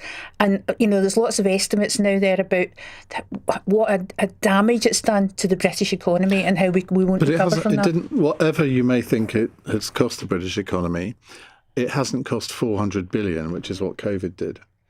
No, I accept that, and I'm not saying that COVID wasn't awful. It's hard to pick one of them. The reason I went for Brexit is because I think because it was so specific to the UK.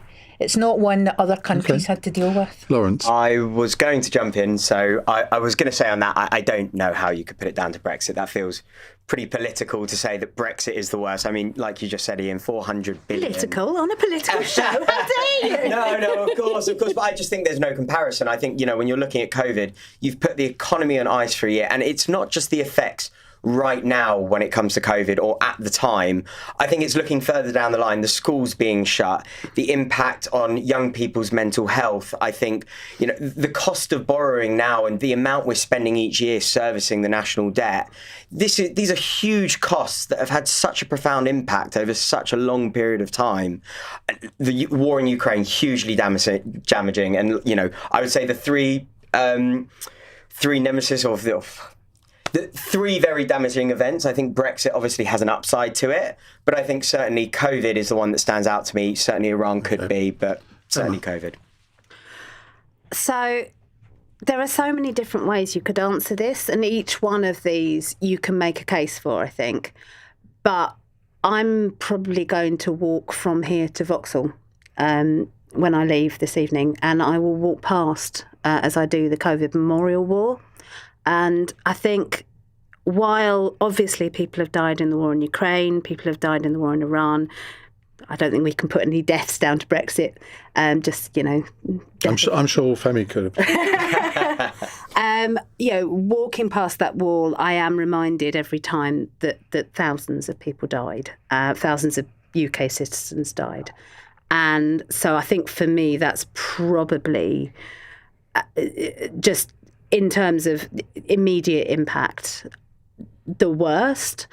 But, the war in Ukraine has had an effect on Britain, but it's not been a British thing. We have been quite a secondary effect on us. The war in Iran, as everyone has said, too soon to know. Tim? Unambiguously COVID by a long, long chalk. 120,000 premature deaths. That's the largest total in Europe, largest total by head of population of any country in Europe bar Belgium. For reasons largely of demographics, not necessarily government incompetence. We're a very densely populated country. We tend to live in cities and we have a service economy. The perfect preconditions for the spread of a virus. Add to that the fact that the first cost of living crisis didn't come with the invasion of Ukraine. It came before that as a consequence of COVID. And the fact that in many ways, we sort of get given up even discussing, our society has changed as a consequence of COVID, whether it be the experience of young people during that period, whether it be the whole question, do you work from home or the office? We've fundamentally changed the consequence. 6 years ago on this date, we were in the early days of lockdown 1. Can you remember how bloody miserable it was? I think actually, if I remember rightly, it's exactly 6 years ago that I broke the news to the LBC audience that our Prime Minister was in hospital. I think it was April the 8th, wasn't it? Yes, that's it. Anyway, let's go to another question. Ed in Nottingham says the Greek government is going to ban under-15s from social media from January, copying what Australia did. Is it time for us to do the same? Well, Australia was under-16s rather than under-15s. Relatively brief answers on this, if we can. Let's go to Lawrence first. Brief. We'll keep it nice and concise. I'm going to be honest, talking to my friends in schools, who work in schools especially, certainly not the kids, but the impact that it is having social media on young people's brains, it's astronomical, what they think is normal. I posted about my religion on social media and I've been called the most horrific things. And what, like stupid? I wish it was just that. Just people just repeating the most heinous, and I'm not going to repeat it on air, but young people's brains at that period of their lives are so susceptible to influence, and you see things and you think it's reality. And, we're talking today about Iran and America and the online war. Well, these kids are going to be consuming that. We're talking about en masse AI slot from Iran, and we're just going to release it to kids. I'm no fan of banning stuff, but when it comes to something like this, I think it's actually getting towards the alcohol and smoking argument in terms of the impact. Tim? I think there's a different argument between should we, in effect, ban mobile phones and social media going into schools versus what you do at home. I think those are distinctive arguments. As a matter of principle, I am unenthusiastic about banning things.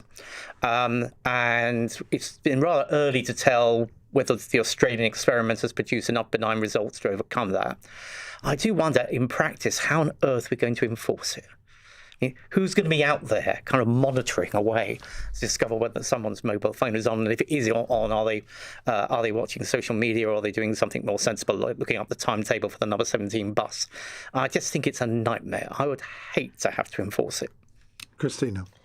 Yeah, it's a really difficult question, I think, because for that reason, one, how could you enforce it, but also, will it just make young people more likely to just lie about their age when they go into these things, how easy it is for them to still access it? I think that they ought to be actually focusing on what pressure can you bring to bear in social media companies, the platforms, to stop them allowing such harmful material to go onto these sites. But we've been doing that for years. But it's not worked, has it? No, quite. No, so therefore, the only other option... I mean, seriously, there must be something we can do. There must be something that governments can do to actually put pressure on some of these companies to stop them doing what they do now. I mean, you get companies just now who let sites go which are encouraging young people to commit suicide. Well, the recent court case in California may well be the thing that actually starts this snowballing, because actually what these companies care about is making money. And if that court case opens a floodgate, then they will have to change the algorithms that make social media, A, very addictive, and B, takes you down that worse and worse and worse path.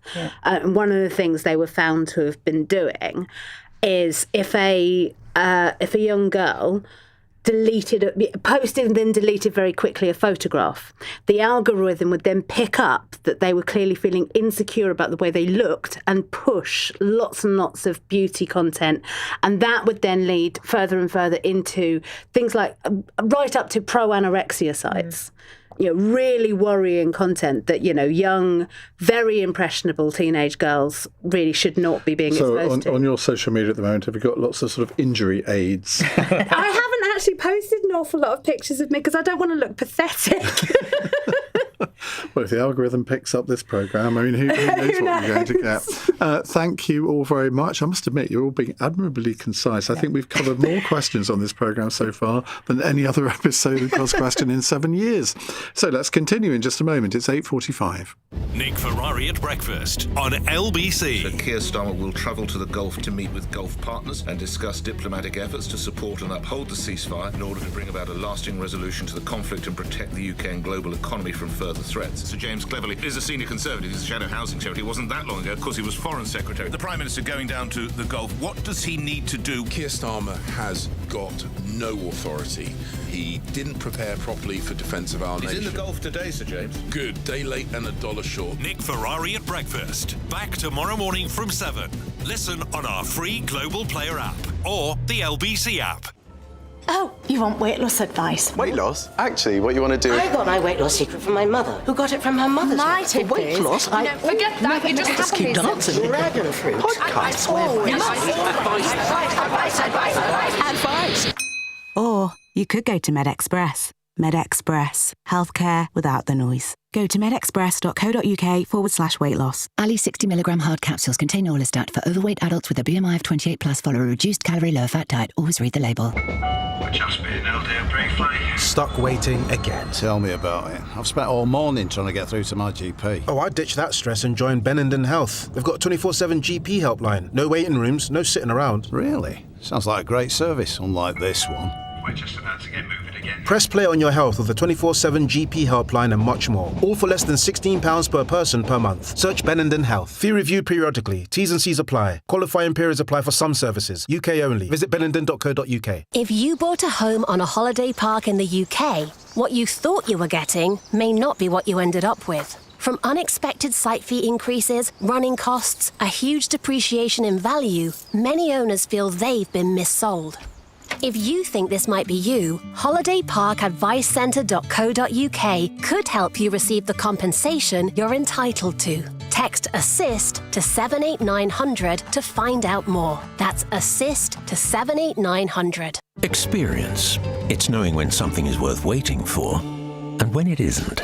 That's why Saga Health Insurance offers unlimited GP appointments whenever you need them. With a choice of flexible plans, prompt tests and treatment, your health is taken care of. And right now, you'll get a £250 gift card when you take out Saga Health Insurance. Search Saga Health Insurance for a quote today. Start a new policy before the 28th of May. New customers over 50 only. Terms and conditions apply. Cross Question with Iain Dale. Watch live on our free Global Player app or the LBC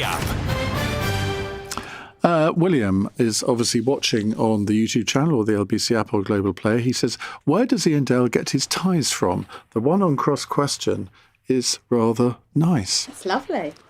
I can give a plug, can't I, Corey? Duchamp. I think they still exist, although it is about 20 years old, I have to say. Do you ever find yourself singing that song from Joseph when you're wearing it?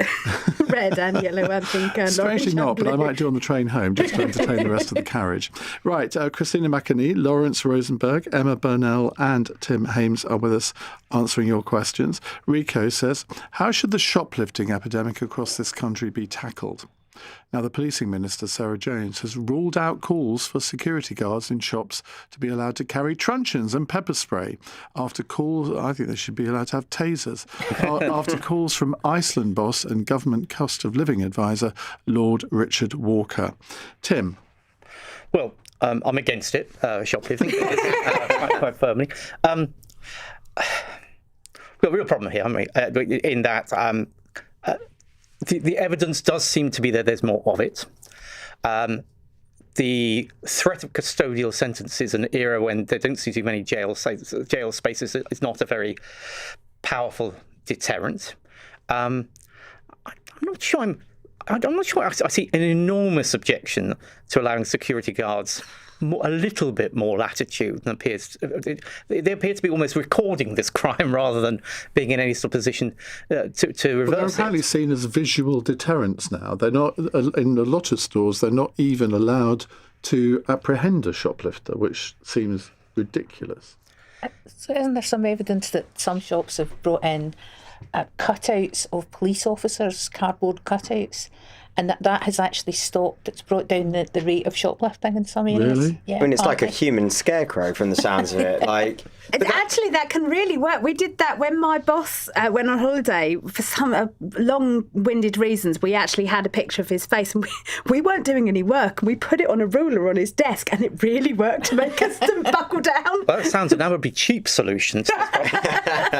But when you get to the point of Waitrose sacking a member of staff who had been in the job for 17 years for apprehending a shoplifter who had stolen Easter eggs, I mean, the world seems to have gone mad. I mean, are we losing all moral compass here? I would say this is absolutely ridiculous. I mean, what is the point of having security guards if they can't secure the store? I mean, this is part of the problem. There's no deterrent. So what is stopping people from just walking in? And I know there's always the argument about, is it poverty? Are they stealing for food? I really don't think that a lot of these crimes, especially sort of the average shoplifting, is that there's just no deterrent to it. So people are just walking in, they are just taking goods, they are just walking out, and they know the security guards can't touch them, because if they do, like the example you just gave, Ian, they lose their jobs. So their job description doesn't have actually apprehending people. They might be able to shout or look scary, but there needs to be some level of enforcement as well. So if you're stealing, I know we're talking about prison places, different conversation here, but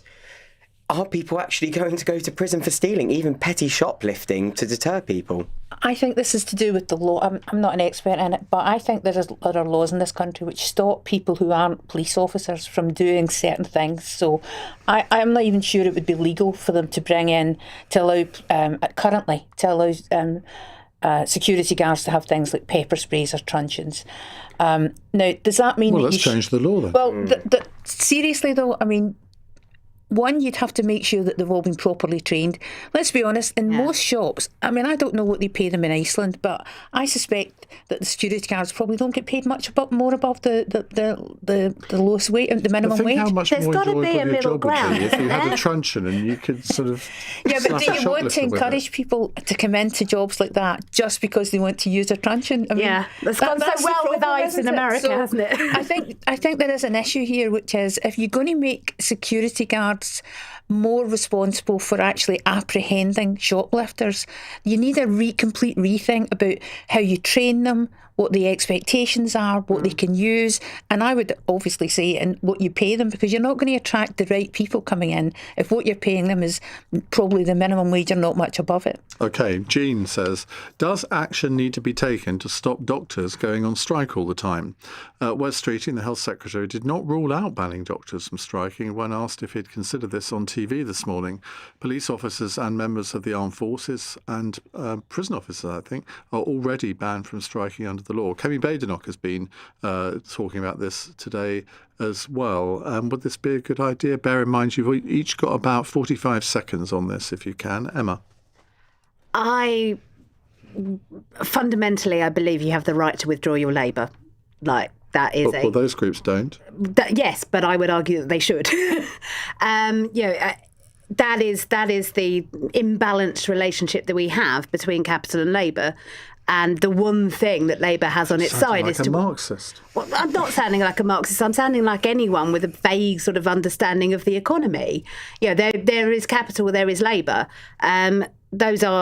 You've got to have some sort of balance between the two. The problem is at the moment, there is it feels to me like a real lack of understanding of the art of negotiation that's happened here. And I think the shock from the BMA Junior Doctors Committee when Wes Streeting said, I'm going to take this off the table if you don't come back and get around the table again, and then did that, was quite something to see in terms, because I mean, Christina, you'll know far better than I do, but the art of negotiation is what being a union officer is really all about.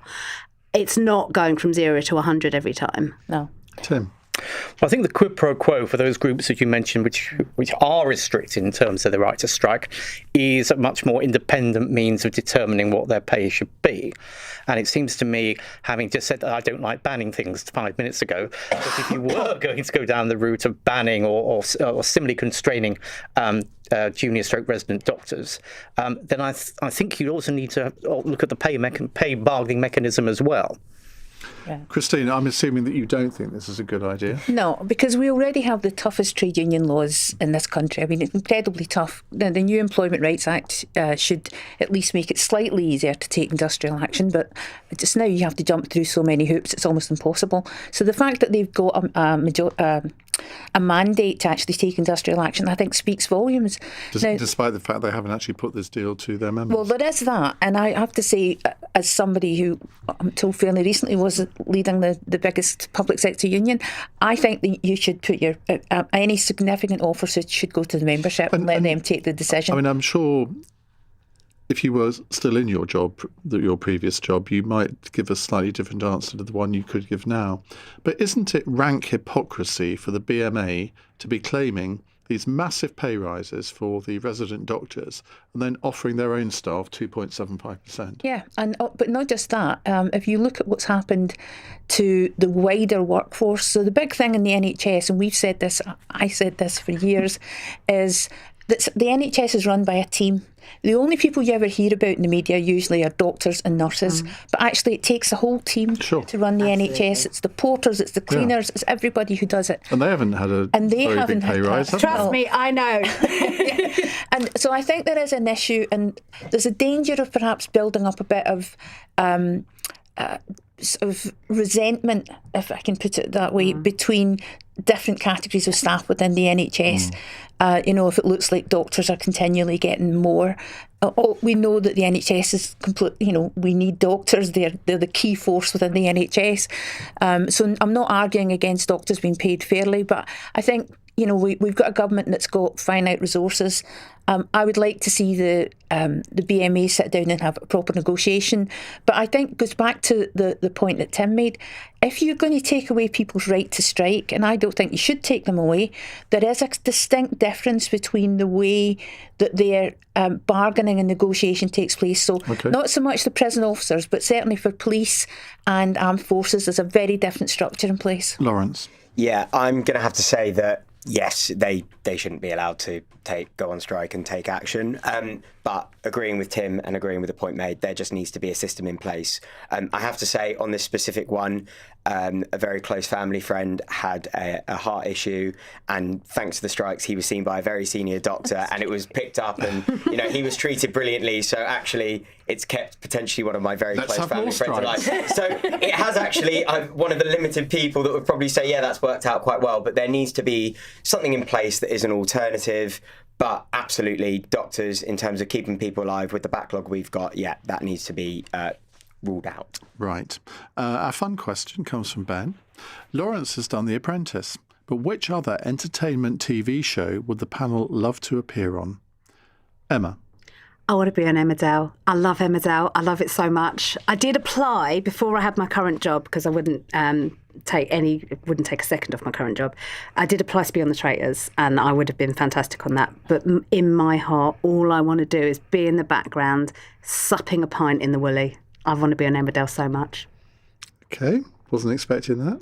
Oh no, I was because you told me. Because I told you in the break. Yeah. Tim? I would love to host The Apprentice. Would you? Yes, because Alan Sugar managed to squeeze a peerage out of it.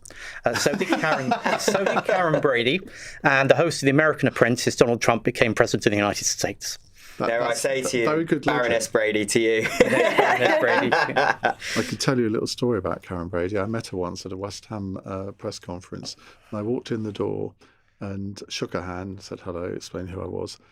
2 minutes later, I was up the other end of the room, and she walks by me. She goes, "Oh, hello, I'm Karen Brady." I said, yeah, we met 2 minutes ago. Were you not wearing the recognisable tie? Clearly not. Right, Lawrence, what other programme would you like to be on? Well, yes, I've already had my obvious answer. I would have to say Race Across the World. I mean, someone to give me a load of money to have a jolly, I would absolutely be one of those people that loses their money, because I'd be out on the piss, the first place we go to, put the money down, one of the producers come in. They're not losing their money. They're definitely a producer coming in and swiping that. But yeah, being paid to travel, that would be incredible. I did apply for it, but I think me and my wife get on far too well for them to... there's no jeopardy in us just having a great time and going on our ollie bobs. Christina? Well, I'm not sure if this fits into the right category, but I would say something like, Would I Lie to You? Because I like that programme, and I think I'd be quite good at it. Well, of course, being a trade union negotiator. Yeah, having a bit of a poker face and being able to spin a yarn. And I mean, I've always said that you said that with negotiations, Emma, what it means. For me, one of the other things is can you bluff with confidence? And that I think I can do that. Well, I've been on Welcome to PR. I've been on Pointless Celebrities and actually won it with Jackie Smith, but I would love to be on Mastermind. Oh, yeah. I have two friends who've been on Mastermind. I'm their thick friend. And you're supposed to ask, what would your specialist subject? Well done, Buffy Christina. the Vampire Slayer. Margaret Thatcher. Really? Right. I think I win. Thank you all very much indeed. Now, on tomorrow's panel, we have the economist Vicky Price, the youth employment expert Ronald Lehman, the political campaigner and commentator Rebecca Ajibola, and satirist and podcaster Aid Thompson. Coming up in the next hour, we're going to return to the subject of the day, the war in Iran. But I want to take a bit of a British look at this, because Keir Starmer, I mean, his opinion poll ratings have slightly improved since the war in Iran. His have. The Labour Party's haven't, it seems. What do you think of Britain's role over the last month? Some people think Keir Starmer's played an absolute blinder. He stood up to Donald Trump. He has avoided us getting involved in the war to any great degree. Others think that our international reputation has been shot to pieces because we haven't been involved in it. Which side of that argument do you stand on? 0345 6060 973.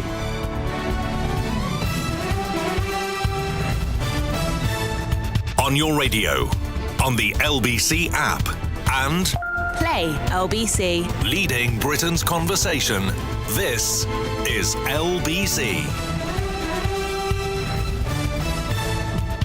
From Global's newsroom, Sir Keir Starmer says a lot of work still needs to be done to restore oil and gas shipments through the Strait of Hormuz following the imposition of a 2-week ceasefire between the US and Iran. Donald Trump's press secretary says his administration expects it to reopen immediately to all shipping. In the last half hour, the US Vice President, J.D. Vance, has been talking to reporters. The deal is a ceasefire, a negotiation. That's what we give. And what they give is the straits are going to be reopened. Iran says it wants to impose a tariff of $1 for every barrel of oil which sails through the shipping route. Alon Levy is a former spokesperson for the Israeli government. He's been telling Iain Dale on LBC Tehran's demand shouldn't be tolerated. If President Trump allows the Iranians to institutionalize piracy on the high seas and to erect a toll booth over the Strait of Hormuz, it means every single person in the world who fills up petrol in their car will be giving cash directly to the Islamic Revolutionary Guard Corps to pour back into the ballistic missile program that Israel and the United States have set so far back. The exiled Crown Prince of Iran has claimed Iranians are disheartened by the ceasefire, but in comments aimed towards supporters of regime change inside the Islamic Republic, Reza Pahlavi also said today is not a time for despair. Local health authorities in Gaza are claiming an Israeli airstrike has killed 4 people, including a journalist. It's believed they work for the television network Al Jazeera. Israel has yet to give any comment. The woman who supplied the ketamine which killed the Friends actor Matthew Perry has been sentenced to 15 years in prison. 42-year-old Jasveen Sangha is the third person to be jailed over his death in 2023. The entertainment journalist Shawn Mandel has been talking to LBC from Los Angeles. Federal prosecutors here really pointed out what they're really calling sort of reckless and callous behavior after she found out that Perry had died and that, of course, the drugs that she provided had been the cause of his death. Prosecutors wrote that she didn't care and kept selling. In the city, the FTSE 100 has closed up 260 points at 10,609. The pound will buy $1.34 and €1.15. LBC weather. Rain will move across Scotland and Northern Ireland overnight. Dry and clear for the rest of the UK before mist begins to develop. We'll see a low of around 8 degrees. From Global's newsroom for LBC, I'm Tim Daly. This is LBC from Global, leading Britain's conversation with Iain Dale.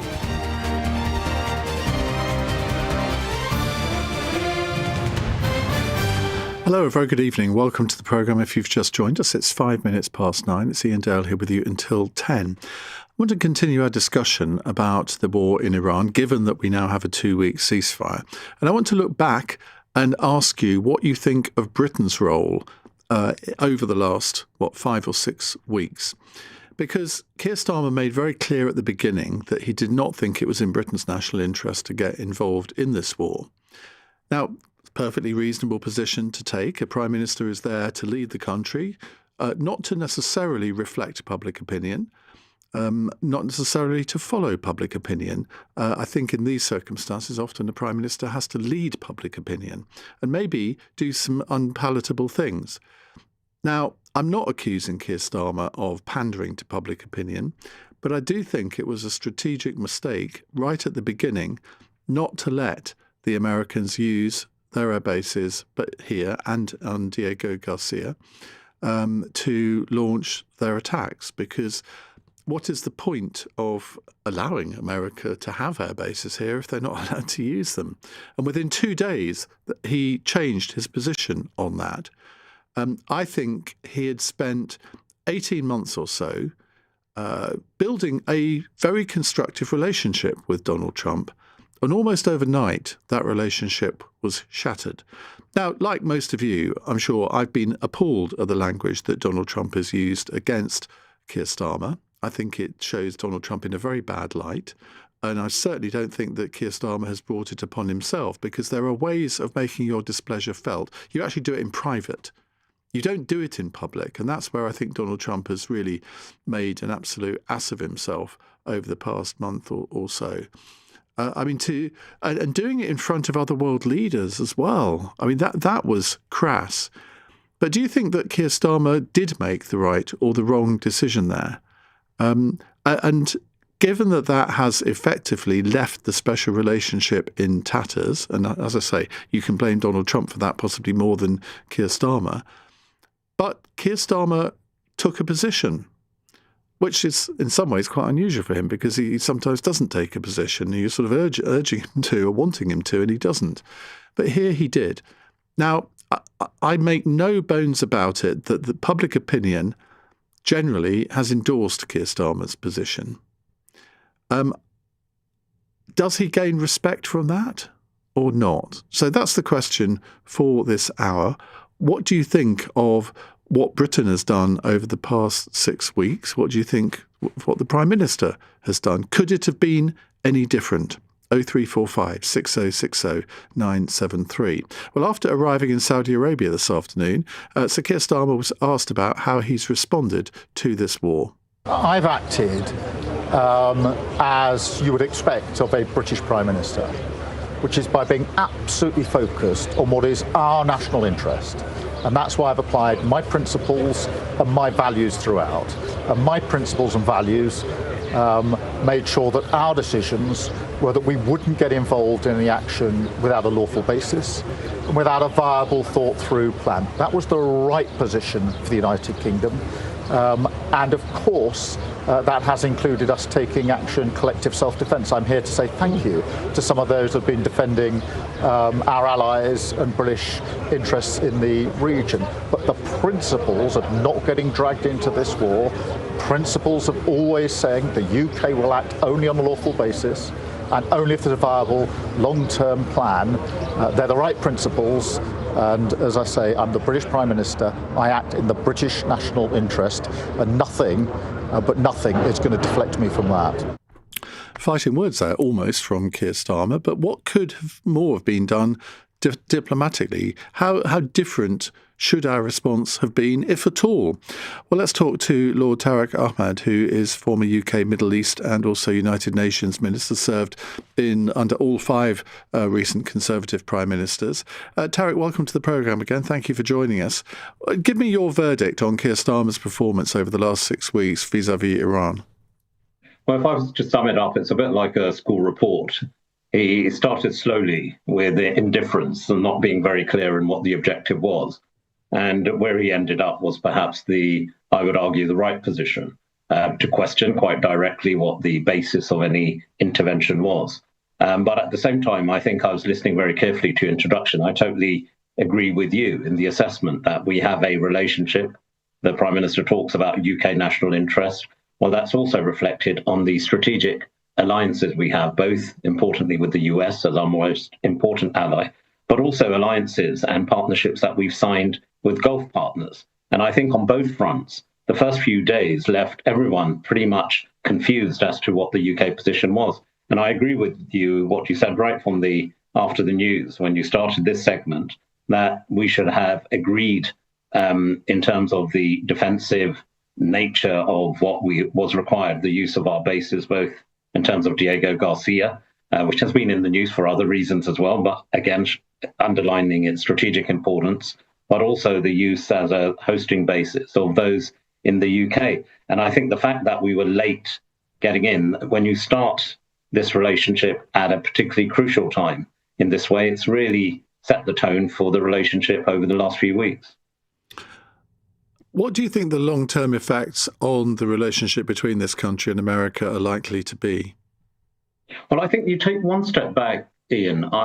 I was a bit taken back by the fact that there was, did we know, did we not know when this was going to start on the 28th of February? In a way, I recall that our ambassador was withdrawn the night before, the team that was serving in Tehran. And for a long time, the United Kingdom was the conduit between the United States and Iran. We had an embassy there. So something, I believe, broke down earlier than just on the 28th of February, that the nature of the relationship, the sharing of information to the detail that was required, i.e. that this attack was going to take place, was not shared. And I think that also added a level of confusion. So I think there is a question of what happened before. But in terms of where we fast forward to where we are now, again, I agree with what you said earlier, that it's been extremely, extremely embarrassing in a way for the UK, but also for the United States, in the sense that you've had a United States president. I worked with the first Trump administration across two prime ministers, Theresa May and Boris Johnson. But we never saw the spectacle of the kind of language which was used against the British Prime Minister, as you rightly said, with other leaders. And I think there is a lot that needs to be fixed. Of course, we've heard rightly our partnership is deeper than just the president to the prime minister, the intelligence partnership, the Five Eyes security partnership we have, the depth of the relationship with the United States. But there's a lot to fix here, and I think that needs to be done. But if I could just add, there's also a lot of fixing to be done with our Gulf partners. I was just going to come on to that, so I'm glad you preempted me, because I mean, I think in the initial stages of this, a lot of people, particularly in the Gulf, were asking, well, where is Britain in this? What is Britain doing? And they felt let down by Britain. Yeah, I was the Middle East minister. One of the first agreements that this new government, also Keir Starmer, signed was the CEPA agreement. Basically, it's the Comprehensive Security Partnership, Prosperity Partnership, and agreement with Bahrain. As many of your listeners and viewers will know, we have a base in Bahrain. But it's the first time in almost 50 years that we've not got an active commissioned vessel in Bahrain. We decommissioned HMS Lancaster in December 2025. And I would put forward the premise that, of course, our partners were looking around. This didn't just happen overnight. We knew what Iran was doing. Part of this was also showing the strength of the relationships that the United Kingdom have signed. The CEPA partnership, I just use that as one example with Bahrain, was an agreement which was first signed between the United States and Bahrain, and then the United Kingdom joined thereafter. And the whole point was to provide the reassurance to a key Gulf partner that when crisis hit, the United Kingdom would stand by them. Yes, I accept that RAF Typhoons and F-35s have been deployed subsequently in defensive postures as missiles and drones have reigned over our Gulf partners. But there is also a strength. What's the point of having a base if you haven't got any vessels there? Well, we'll leave that question hanging. Thank you very much indeed. That's Lord Tariq Ahmed there, former UK Middle East Minister and also United Nations Minister. Archie says, special relationship, Iain. Trump says jump. Starmer asks how high. Now he talks of principles. He used to worship pragmatism. Archie, that is incredibly unfair because the Prime Minister, you could have said that maybe if we were talking on February the 26th, but you certainly can't say it now, can you? Because Starmer has really angered Trump by his stance over Iran and his lack of support for the American position. So I think that's a very strange text to send, if I may say so. Right, we'll come to your calls in a moment. How do you think Britain has fared in this? Do you think we've emerged with our reputation enhanced or diminished? 9:15. This is LBC. Close your eyes. Take a deep breath. And come on in to Classic FM Calm, LBC's soothing sister station.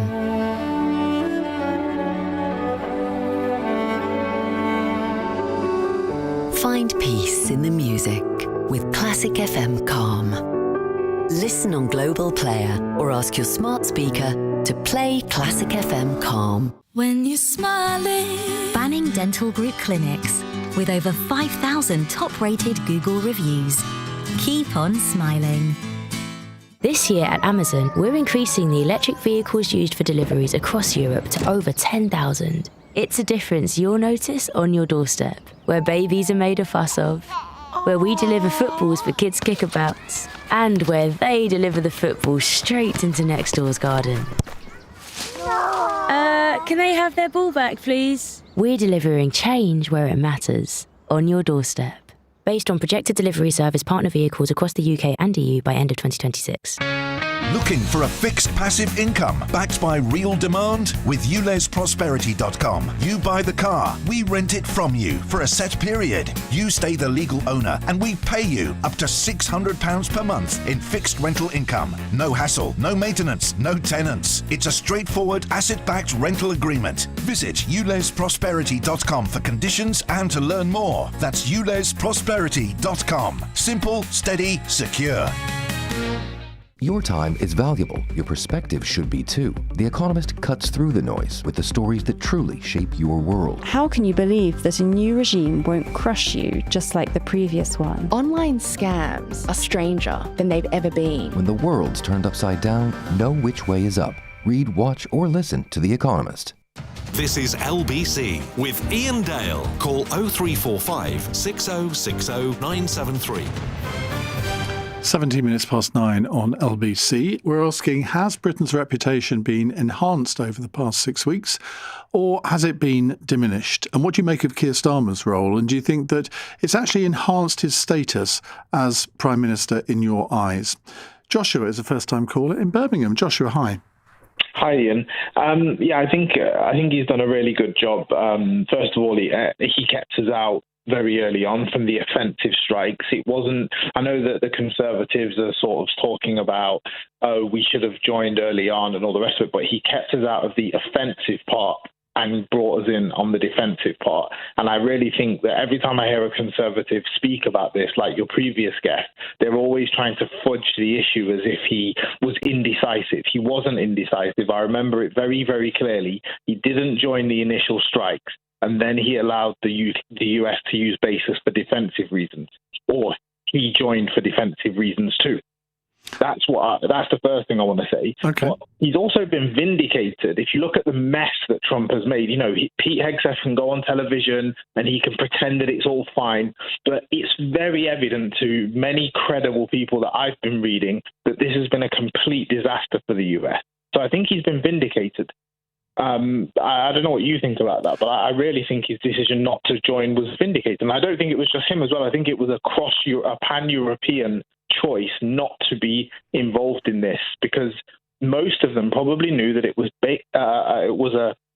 an adventure for Netanyahu and Donald Trump. So I think he's been completely vindicated. I don't think anybody, possibly with the exception of Nigel Farage, was advocating at the beginning that we should actually take part in strikes against Iran.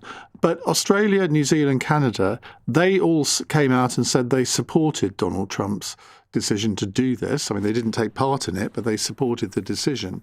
And I think that was what really angered Donald Trump, that they could do that, but countries like Britain, France, Germany and the rest of Europe not only didn't do that, but went in the other direction. Well, I think Kemi Bader, this is the way I remember it, Kemi Bader came out and was lambasting Starmer for not joining the strike. No, I think the record she didn't. was actually... No, okay, what she did was essentially my position, saying that we should have allowed the Americans to use our bases to launch strikes or to refuel or whatever.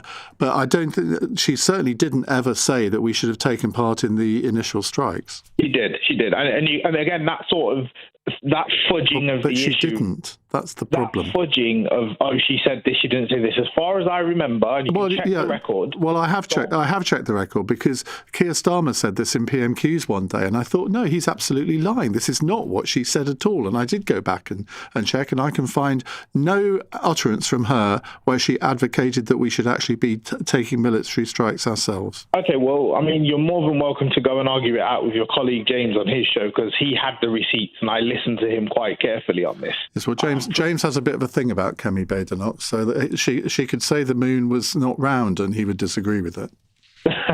Okay, well, look, I think, like I said, Starmer has done the right thing, in my opinion. He is getting credibility in corners that matter. It's really hard to find credibility in the British media because most of it is so heavily skewed towards the right. So it's really hard, it's really hard to get a balanced opinion. But if you speak to anybody balanced, they will say that he has done a decent job in keeping us out of this war, and I don't think he's followed public opinion, because we all woke up on whatever morning it was, and we didn't even know this had happened. He led public opinion because he made a decision without seeing what the polls were. I don't know if you remember that we like I said, we just woke up one morning and... I'm not going to argue with that point. Do you think that in the longer term this is going to, or even in the short term, because remember we have elections on the 7th of May, do you think that what you've said about his performance will actually be reflected in his and the Labour Party's popularity on the 7th of May?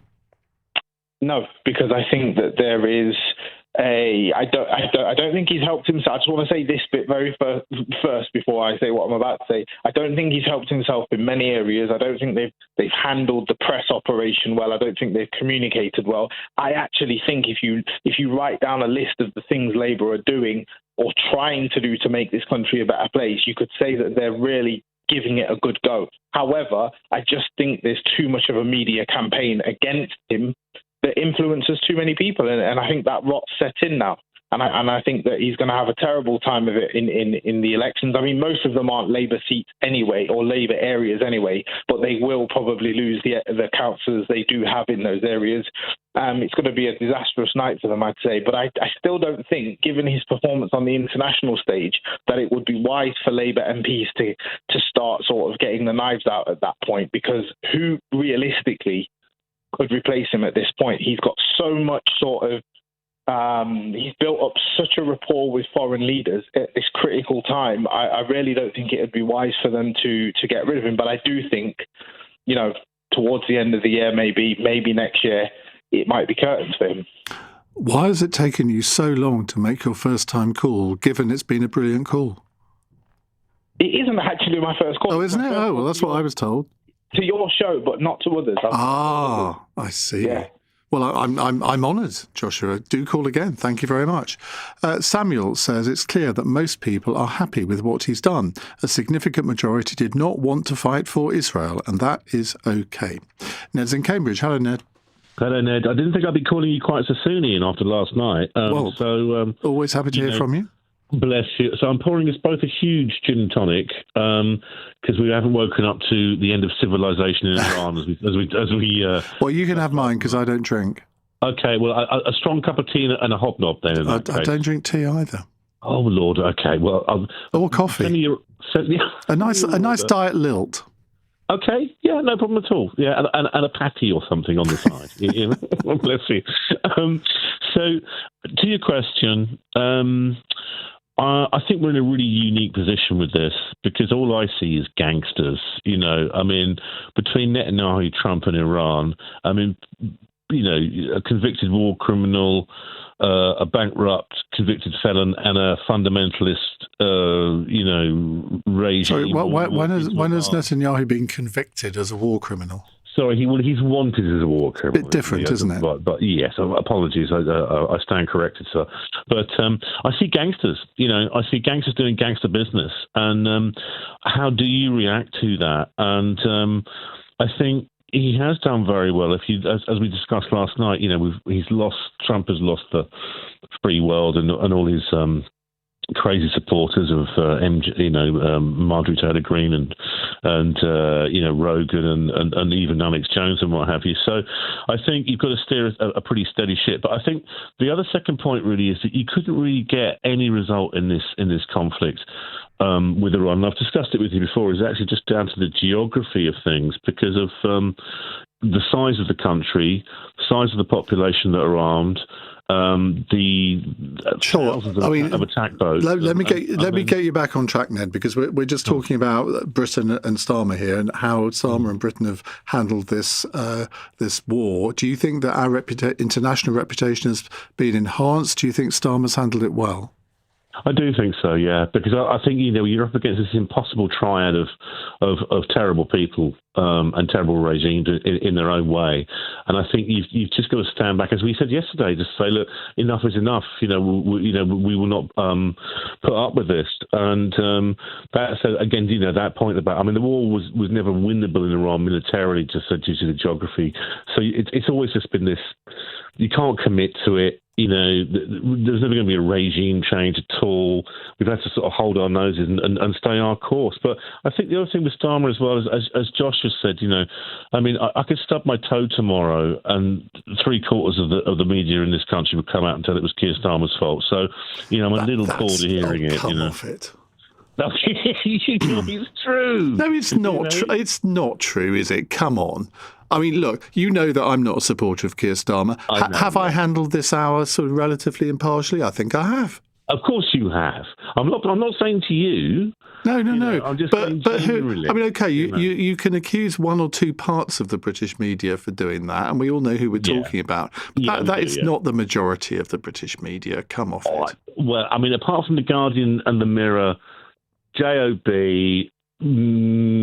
Natasha and Nick. Not Ferrari. I don't hear a lot of love, but even they're critical of him. Well, I'm sorry, but there is no respectable journalist who's here to offer love to a prime minister. Now, obviously, I did with Margaret Thatcher, but I wasn't in the media then. Well, you're allowed that, Ian, because that's your specialist subject. Well, exactly. Thank you very much, Ned. Let's go to Patrick in Leytonstone. Hello, Patrick.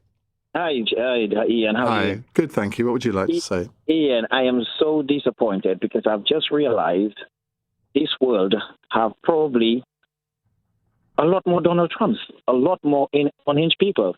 I am so satisfied with Keir Starmer. And it's only last year before that was started, I was very disappointed with Keir Starmer because I saw him went to America once, spoke to Donald Trump, and I'm just sitting there thinking, all these world leaders are going up to Donald Trump, and it's like they just fall into him. It's like not one of them is standing up to him. The only reason I am not giving Keir Starmer 100% on not getting involved in this war because he went back on his word and allowed America to use our bases. And the reason why I'm saying that, Ian, because what we have to realize, Britain, the country, have a special relationship with America, the country. Not Britain, the individual, and have a special relationship with America, the individual.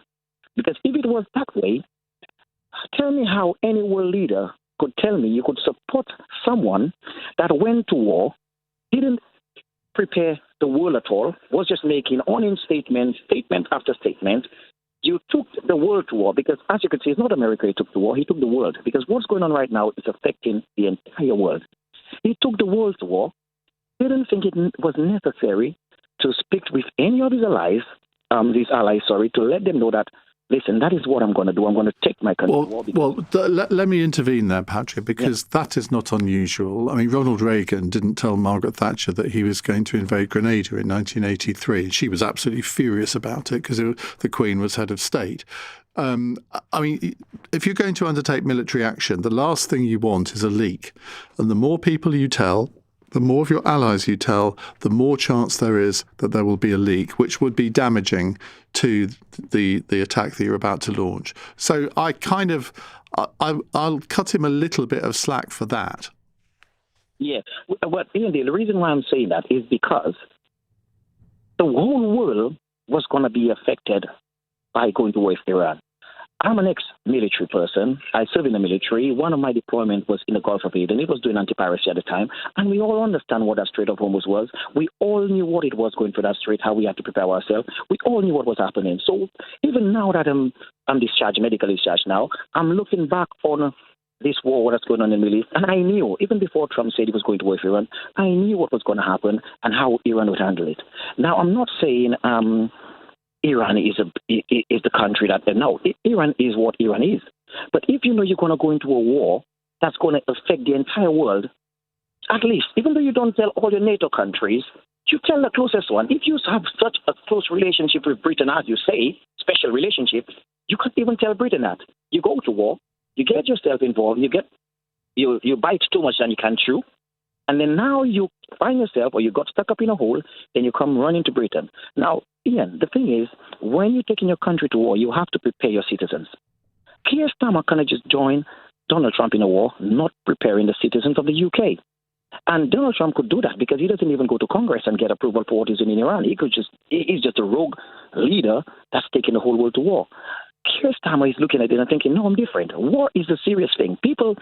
That's what destroys the world. People die. And to make it worse, just to show you how bad this war was, Donald Trump is now making statements like he's going to annihilate Iran. Just imagine that war, Russia-Ukraine war. Imagine Putin came on to television one day and said, if that war in Ukraine don't stop, I'm going to destroy the civilization of Ukraine or kill everyone in Ukraine. Imagine, what's his name? Vladimir Putin had said that. The whole world would go crazy. I haven't heard one world leader from the NATO countries stand up and say to Donald Trump, whether you mean it or not, That should have never been said. Well, the Spanish Prime Minister, Mr. Sanchez, he's probably the European leader that's been most critical of Donald Trump. Friedrich Merz, the German Chancellor, I've heard him say some very critical things. Emmanuel Macron, the French president, he's possibly been less vocal than he normally is, but he's also said some critical things. So, I mean, it's not as if Keir Starmer's on his own. Yeah, and I'm looking at it today. It's like we got nowhere. The Strait of Hormuz, as I look at the news, is closed again. Because the whole problem is Israel. That's the whole problem. The whole problem. Well, hang on a minute. Israel's got nothing to do with the closure of the Strait of Hormuz. That is down to Iran and only Iran. I'm going to tell you why I said. I'm going to tell you why I said that. Imagine. Oh. Patrick, I think the line has given up on us, which is a shame because I was just looking forward to hearing your justification of that one. But there we go. Somebody here on a text says, Iain, you're not impartial.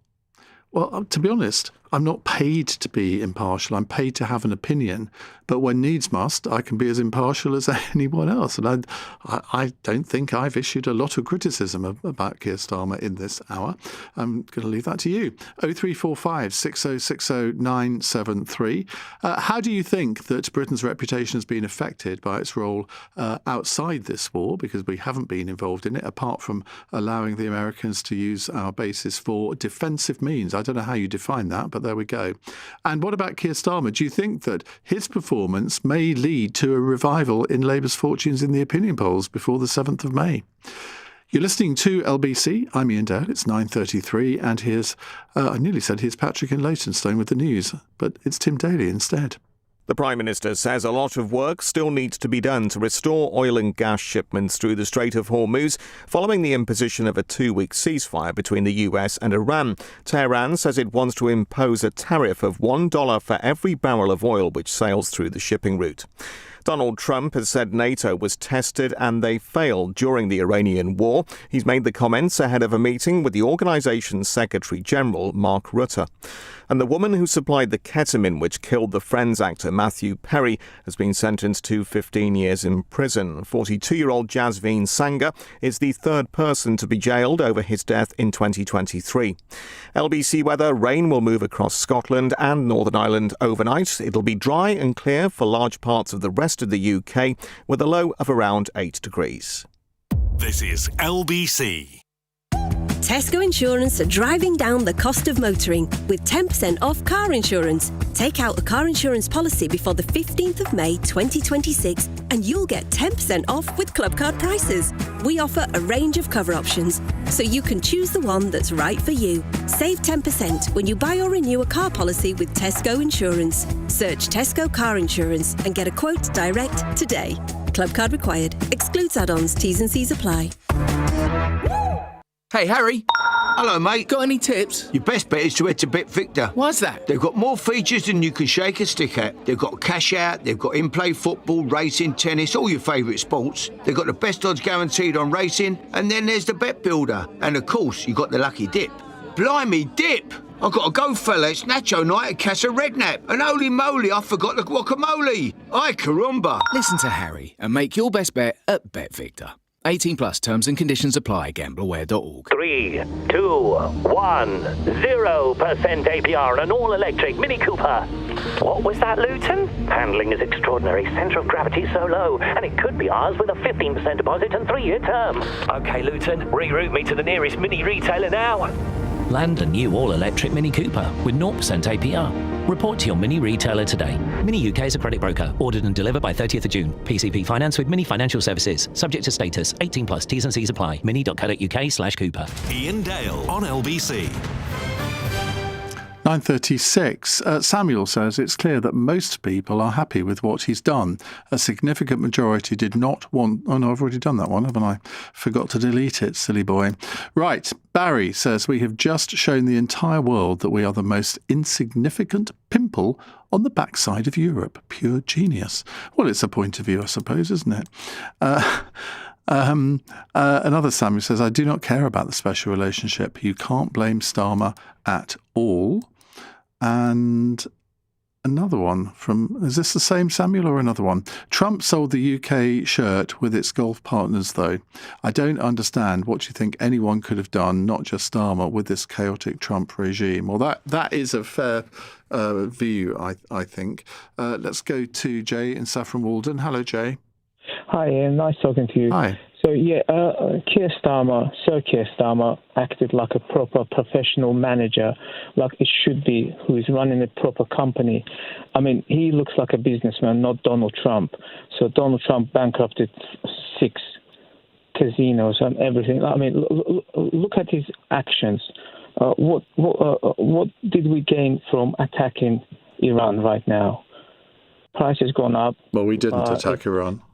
No, I know, not me, not us. So basically, Trump, he never consulted partners, he never consulted NATO. He just went in and started attacking, and then he wanted us to clear his mess. Well done, Sir Keir Starmer, not getting involved at all. I mean, he's professional, so he knows how, with a calm, measured approach. That's how it should be done. Not like Donald Trump, like a yo-yo. One day he's angry, one day he's happy. Now he's going to be Ayatollah. I think he wants to run Iran. Maybe in 2 weeks' time he's going to tweet us. He's going to tell us that he wants to run Iran like he wants to be with Venezuela. He's already said it. So how can you trust this man?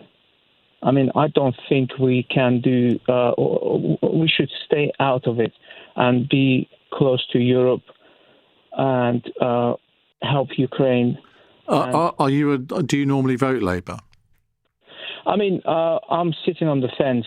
I mean, obviously. But does this make you more likely to vote Labour? I did vote Labour last time, and once I voted UKIP, believe it or not. But that was a long time ago. It's not a UKIP, crime. not reform. So it's my little confession. For some reason, I liked Nigel Farage that time, and my wife still always taking a mick out of me, saying, "Oh, you like Nigel Farage? Why don't you like him now?" But it's changed. The life changed, and we got brain. We can vote whoever we want. So it's a free country. But basically, we didn't ask for the war. After COVID, I thought everything stabilized. And do you remember Trump was in charge when it was COVID? So we forgot about it. Remember how he was managing? And I thought we got rid of him because he couldn't manage properly, and he made tons of money. Now he's making lots of money, and his children, his family, going to be super rich out of this war. So my proposition is, when the war is announced, stop stock market trading, and there won't be any wars in the world anymore, I think. Just stop it, halt it. Don't let anyone bet on it, and there won't be any wars. Look how much money they made. Jay, I hope you don't mind me asking, but I'm fascinated by your accent because I can't place it. Where do you hail from originally? Oh, don't ask. It's next to Iran. There's one country there, and on the northern part, Azerbaijan. Oh, so right. I've been to Azerbaijan. Have you? To Baku? Yeah, I chaired a conference in Baku about 10 years ago. 10 years. Everything's changed there now. But the thing is, every family of mine, my wife and everybody, they're on edge. They don't know what's going to happen because Iran is not good with my country. They're not. We don't like that regime. Yes, I mean, they're a horrible regime, but the way to handle it is so. I mean, they chucked one drone first day, I think, when the war started. It went into one of the airports. Luckily, nobody died. So, and it's just destabilized the world right now. So the thing is, Iranian regime, they know how to survive. They lived under the sanctions. They don't live in luxury. Maybe they don't live, but they're warriors. They know what to do, and I think I don't know what to do with them. So it's just so difficult. And Donald Trump doesn't know. That's the problem. Now, you probably don't know this, but you live in my hometown of Saffron Walden. Do I? Yeah, you do.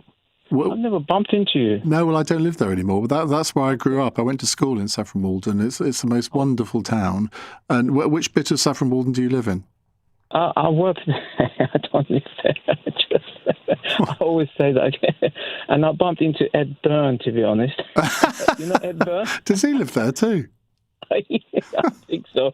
Nobody recognized him. I did recognize him, so I approached him and said hello. But anyway, we didn't ask for this war. We didn't ask. Look at the prices. I'm fuming. I'm going every time when I fill up my tank. It's crazy. And the thing is, the people in Iran, I mean, obviously, I've got friends who live there, and they were like really happy. And I was saying, just hold on, don't celebrate. They said, "Oh, Trump gonna help us," but now they just so worried about their family because there's no signal, nothing. They can't get hold of them, and they're on the edge. Like it's so hard for them, like right now. I think, it's so difficult. I don't know what's gonna happen after 2 weeks. I don't think it's gonna start again. There's something going on. Well, I fear that you may well be right on that. Jay, thank you very much indeed for your call. Stephen says, Iain Dale needs to get his facts right. Starmer said from the off that UK-US bases could not be used for offensive purposes because the US was acting illegally under international law. I don't think I've ever disputed that he said that. Once Iran started bombing the UK, US and surrounding states, he was within his rights to allow joint bases to be used for defensive purposes. So Starmer has been straight from the off, unlike Kemi, who originally wanted the UK to actively support an illegal war, then backpedaled once she saw public opinion was against it. Well, that is your view of things. That is certainly not how I viewed it. She was critical of the government for not saying publicly, like Australia, Canada and New Zealand did, that the government supported what Trump was doing, but she never advocated Britain actually being part of it. Let's go to Lenny in Ashford. Hello, Lenny. Good evening, Ian. Well, I think Starmer was lucky because I think the true reason Trump never wanted us to get involved from the start. He only wanted to use our airports. And I think that when he asked to use our airports, Starmer did not want to show that he was aiding Trump. Correct. And I don't think it had anything to do with the war. And I think Starmer was just protecting himself with the Islam vote. And then what? Well, that's a bit of a stretch, isn't it? Well, it is, because Starmer's priority is Starmer. And he is really concerned, the way the polls are against him. And he won't do anything that will harm the Labour vote. That is his priority. So when he says, I do things which I believe are in the national interest, do you think that's a load of hokum? Well, he is so untrustworthy. Where he's been talking like these last couple of days, going on about his principles, I personally look at him that he's so untrustworthy. I think he thinks principles is a dress shop up the high street. He doesn't know what a principle is. The amounts of things that he says. Well, he believes in human rights. We know that. Well, yeah, when it suits him. Well, no, not at all. Whatever you think about Keir Starmer more generally, you have to say on human rights issues, he has been very consistent. Yes, he is for who he wants to defend, but the people, sometimes there's another side of people that's got human rights. Human rights goes both ways. I don't know what you mean by that. Well, it's whose human rights?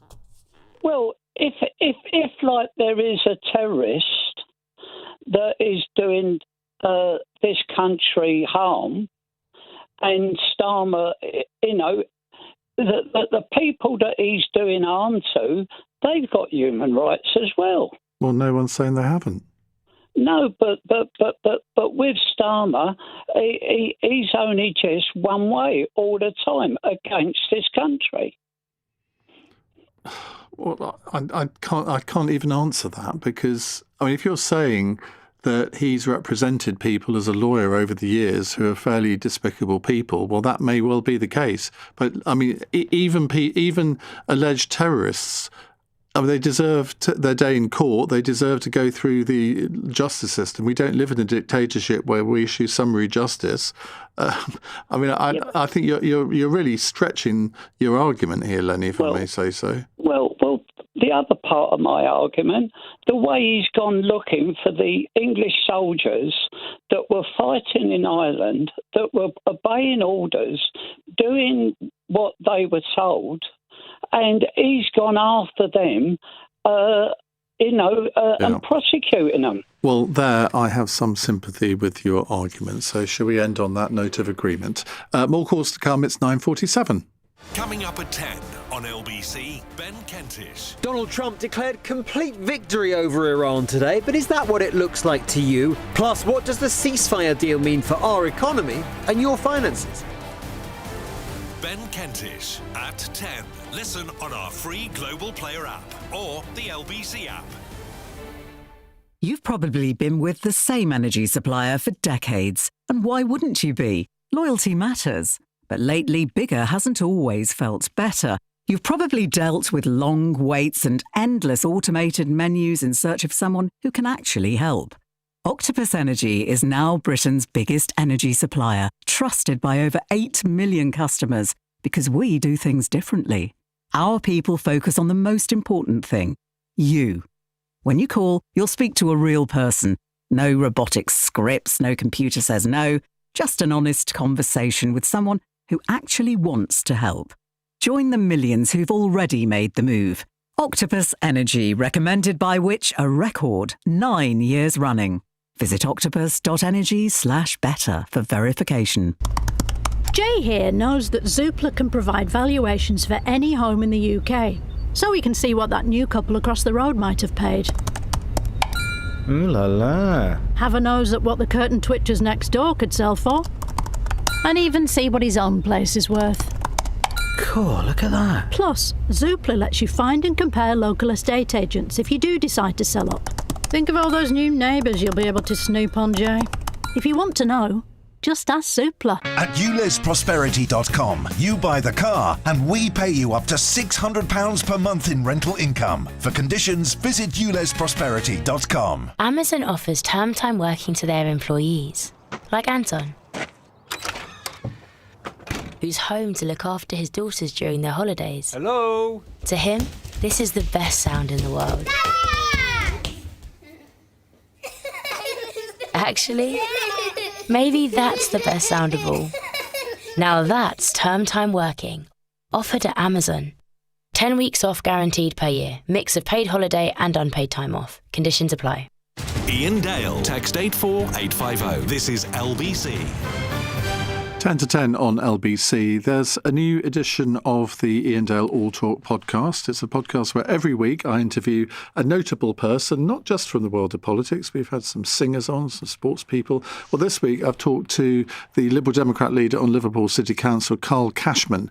Quite an interesting person, actually. He's got, how can we put this? Corey and Chris are looking at me thinking, what's he going to say now? Carl Cashman is a bodybuilder, and shall we say he's developed a reputation, certainly within the Liberal Democrats. But he's a very interesting guy, and I suspect he's going to go quite a long way in the Liberal Democrats. So that is out now. You can access that on Global Player, the LBC app, or wherever you get your podcasts. Robert says, Starmer was caught flat-footed by the closure of the Straits of Hormuz. To say it was not our war in response to this seizure was complacent. The UK's economic interests are heavily involved. The government should have been much better prepared. He needs to explain what UK foreign policy is, i.e., where is the strategy? I think that's a fair comment, actually. So where is the strategy? I don't know why a lot of people seem to be surprised at the closure of the Straits of Hormuz. Strait. It's actually the Strait of Hormuz, not the Strait. I wish people would get that right. The fact is, Iran warned it would do this. So I don't know why there weren't any plans from the Americans to sort of counter that. I think there was a big mistake made by our country, and we removed our only minesweeper in the area about 6 weeks before this happened. Now, you can say, well, we didn't know it was going to happen, did we? But to send it to Australia or somewhere over that side of the world was possibly an error. Let's go to Michael, who's a first-time caller in Colchester. Hello, Michael. Hello, Benny. I was listening to your last two callers there, and I lived in Wimbish as well, and I moved to Colchester. Sorry, who did you think you were talking to? Did you say Benny? No, my apologies. It's Ian. Ian, yeah. So you lived in Wimbish? Yes, I lived in Wimbish, so you can possibly have a hint of what sort of occupation. I mean, I live in Colchester now. Right. Yeah. Anyway, mine is pretty straightforward. I do admire Keir Starmer in the fact that he has exercised excellent moral courage there. I do believe as a country, United Kingdom, we have our own issues that we're dealing with, and to leave that to sort of be some sort of international police like what Donald Trump is doing is not the best. And I think he did very well. Mine is very simple. He exercised excellent moral courage, and kudos to him on that. So do you think that he has developed a reputation since he's been Prime Minister as being a sort of master of the U-turn and not having any real political hinterground, no sort of real political convictions. So do you think that this could rescue him from that reputation? Possibly. Yeah, possibly. And how do you think that Britain's reputation in the world has been affected by the last 6 weeks? Because a lot of people in the Gulf states, Jordan, Cyprus, I think they've thought, well, where is Britain in this?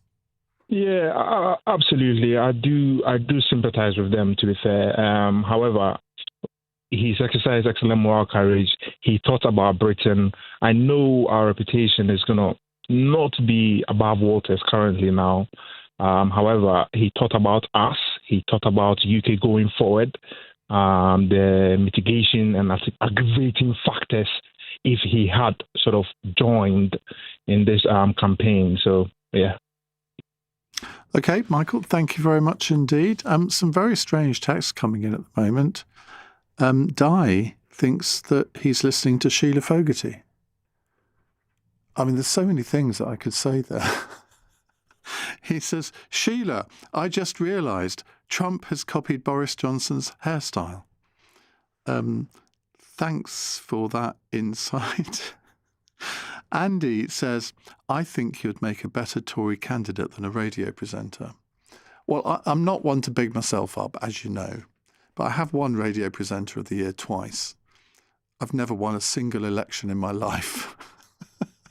So I think the Tory party would probably disagree with you there. Tony says, Israel has nothing to do with the Strait of Hormuz issue. Only started a war. Yeah, but not in the Strait of Hormuz. I mean, yes, they were part of the attack on Iran, a big part of the attack on Iran. I completely get that. But it's not Israel that is sort of trying to keep that open. It's actually America and the Gulf states, sort of, that's kind of what they were doing. So I take the point that Israel was part of the initial strikes and has launched strikes on Iran throughout this whole period. But I still stand by my view that this is not really part of what Israel is responsible for. However, we're talking about what Keir Starmer's been responsible for. And I think it is interesting that he has captured the public mood on Iran in a way that possibly other prime ministers haven't when they've had to make decisions on whether Britain should take part in military action or not. You go back to 2013 when David Cameron wanted to launch strikes against Syria. There was a vote in Parliament and he lost the vote, mainly because Ed Miliband did the dirty on him, to not put too fine a point on it. But Ed Miliband, I think, was somebody who was following public opinion at that time. And there have been very few occasions. I mean, I'm trying to think, apart from the Falklands War, it's quite difficult to think of when the British public has been quite jingoistic about taking military action. You could argue the action with America and other allies on Afghanistan in 2001, that you could argue that was something where everybody thought, no, that is a reasonable thing to do, given 9/11 happened and we rode in behind America. They invoked Article 5 of NATO. And so we decided to send a lot of our troops to support them. Now, that didn't end particularly well. And I think that's really, that and the invasion of Iraq, that is what has coloured the opinion of the British people since then. And I think we've all been, I think the majority of people have been very sceptical about taking military action. Laurie is in Cardiff. Hello, Laurie. Hi, Ian. Evening. Ian, Hi. You saying that Israel has not got anything to do with the closure of Strait of Hormuz is laughable, Ian. Is it not the reason why Iran has not been struck like it has before? Because all the intelligence has pointed that if you strike Iran, like America and Israel has done, then they will just close the Strait of Hormuz. It's cause and effect. Of course Israel has got something to do with the closure of the Strait of Hormuz. Well, when you put it like that, yes, you have got a point. But I suppose, and I don't understand why this wasn't anticipated, because it was quite clear that that's something the Iranians could do. And the Americans seem to have no...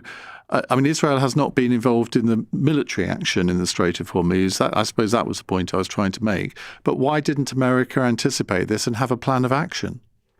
Well, I think, at the start of this action, I think Trump thought it was going to be a quick in and out.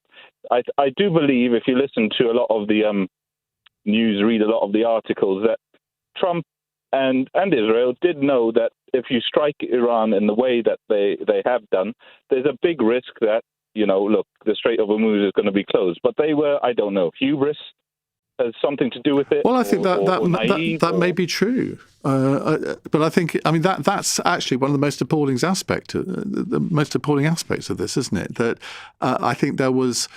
if you look at some of the language that Pete Hegseth in particular has used, this sort of rah, rah, rah, we're America, we're so great, we can't be beaten.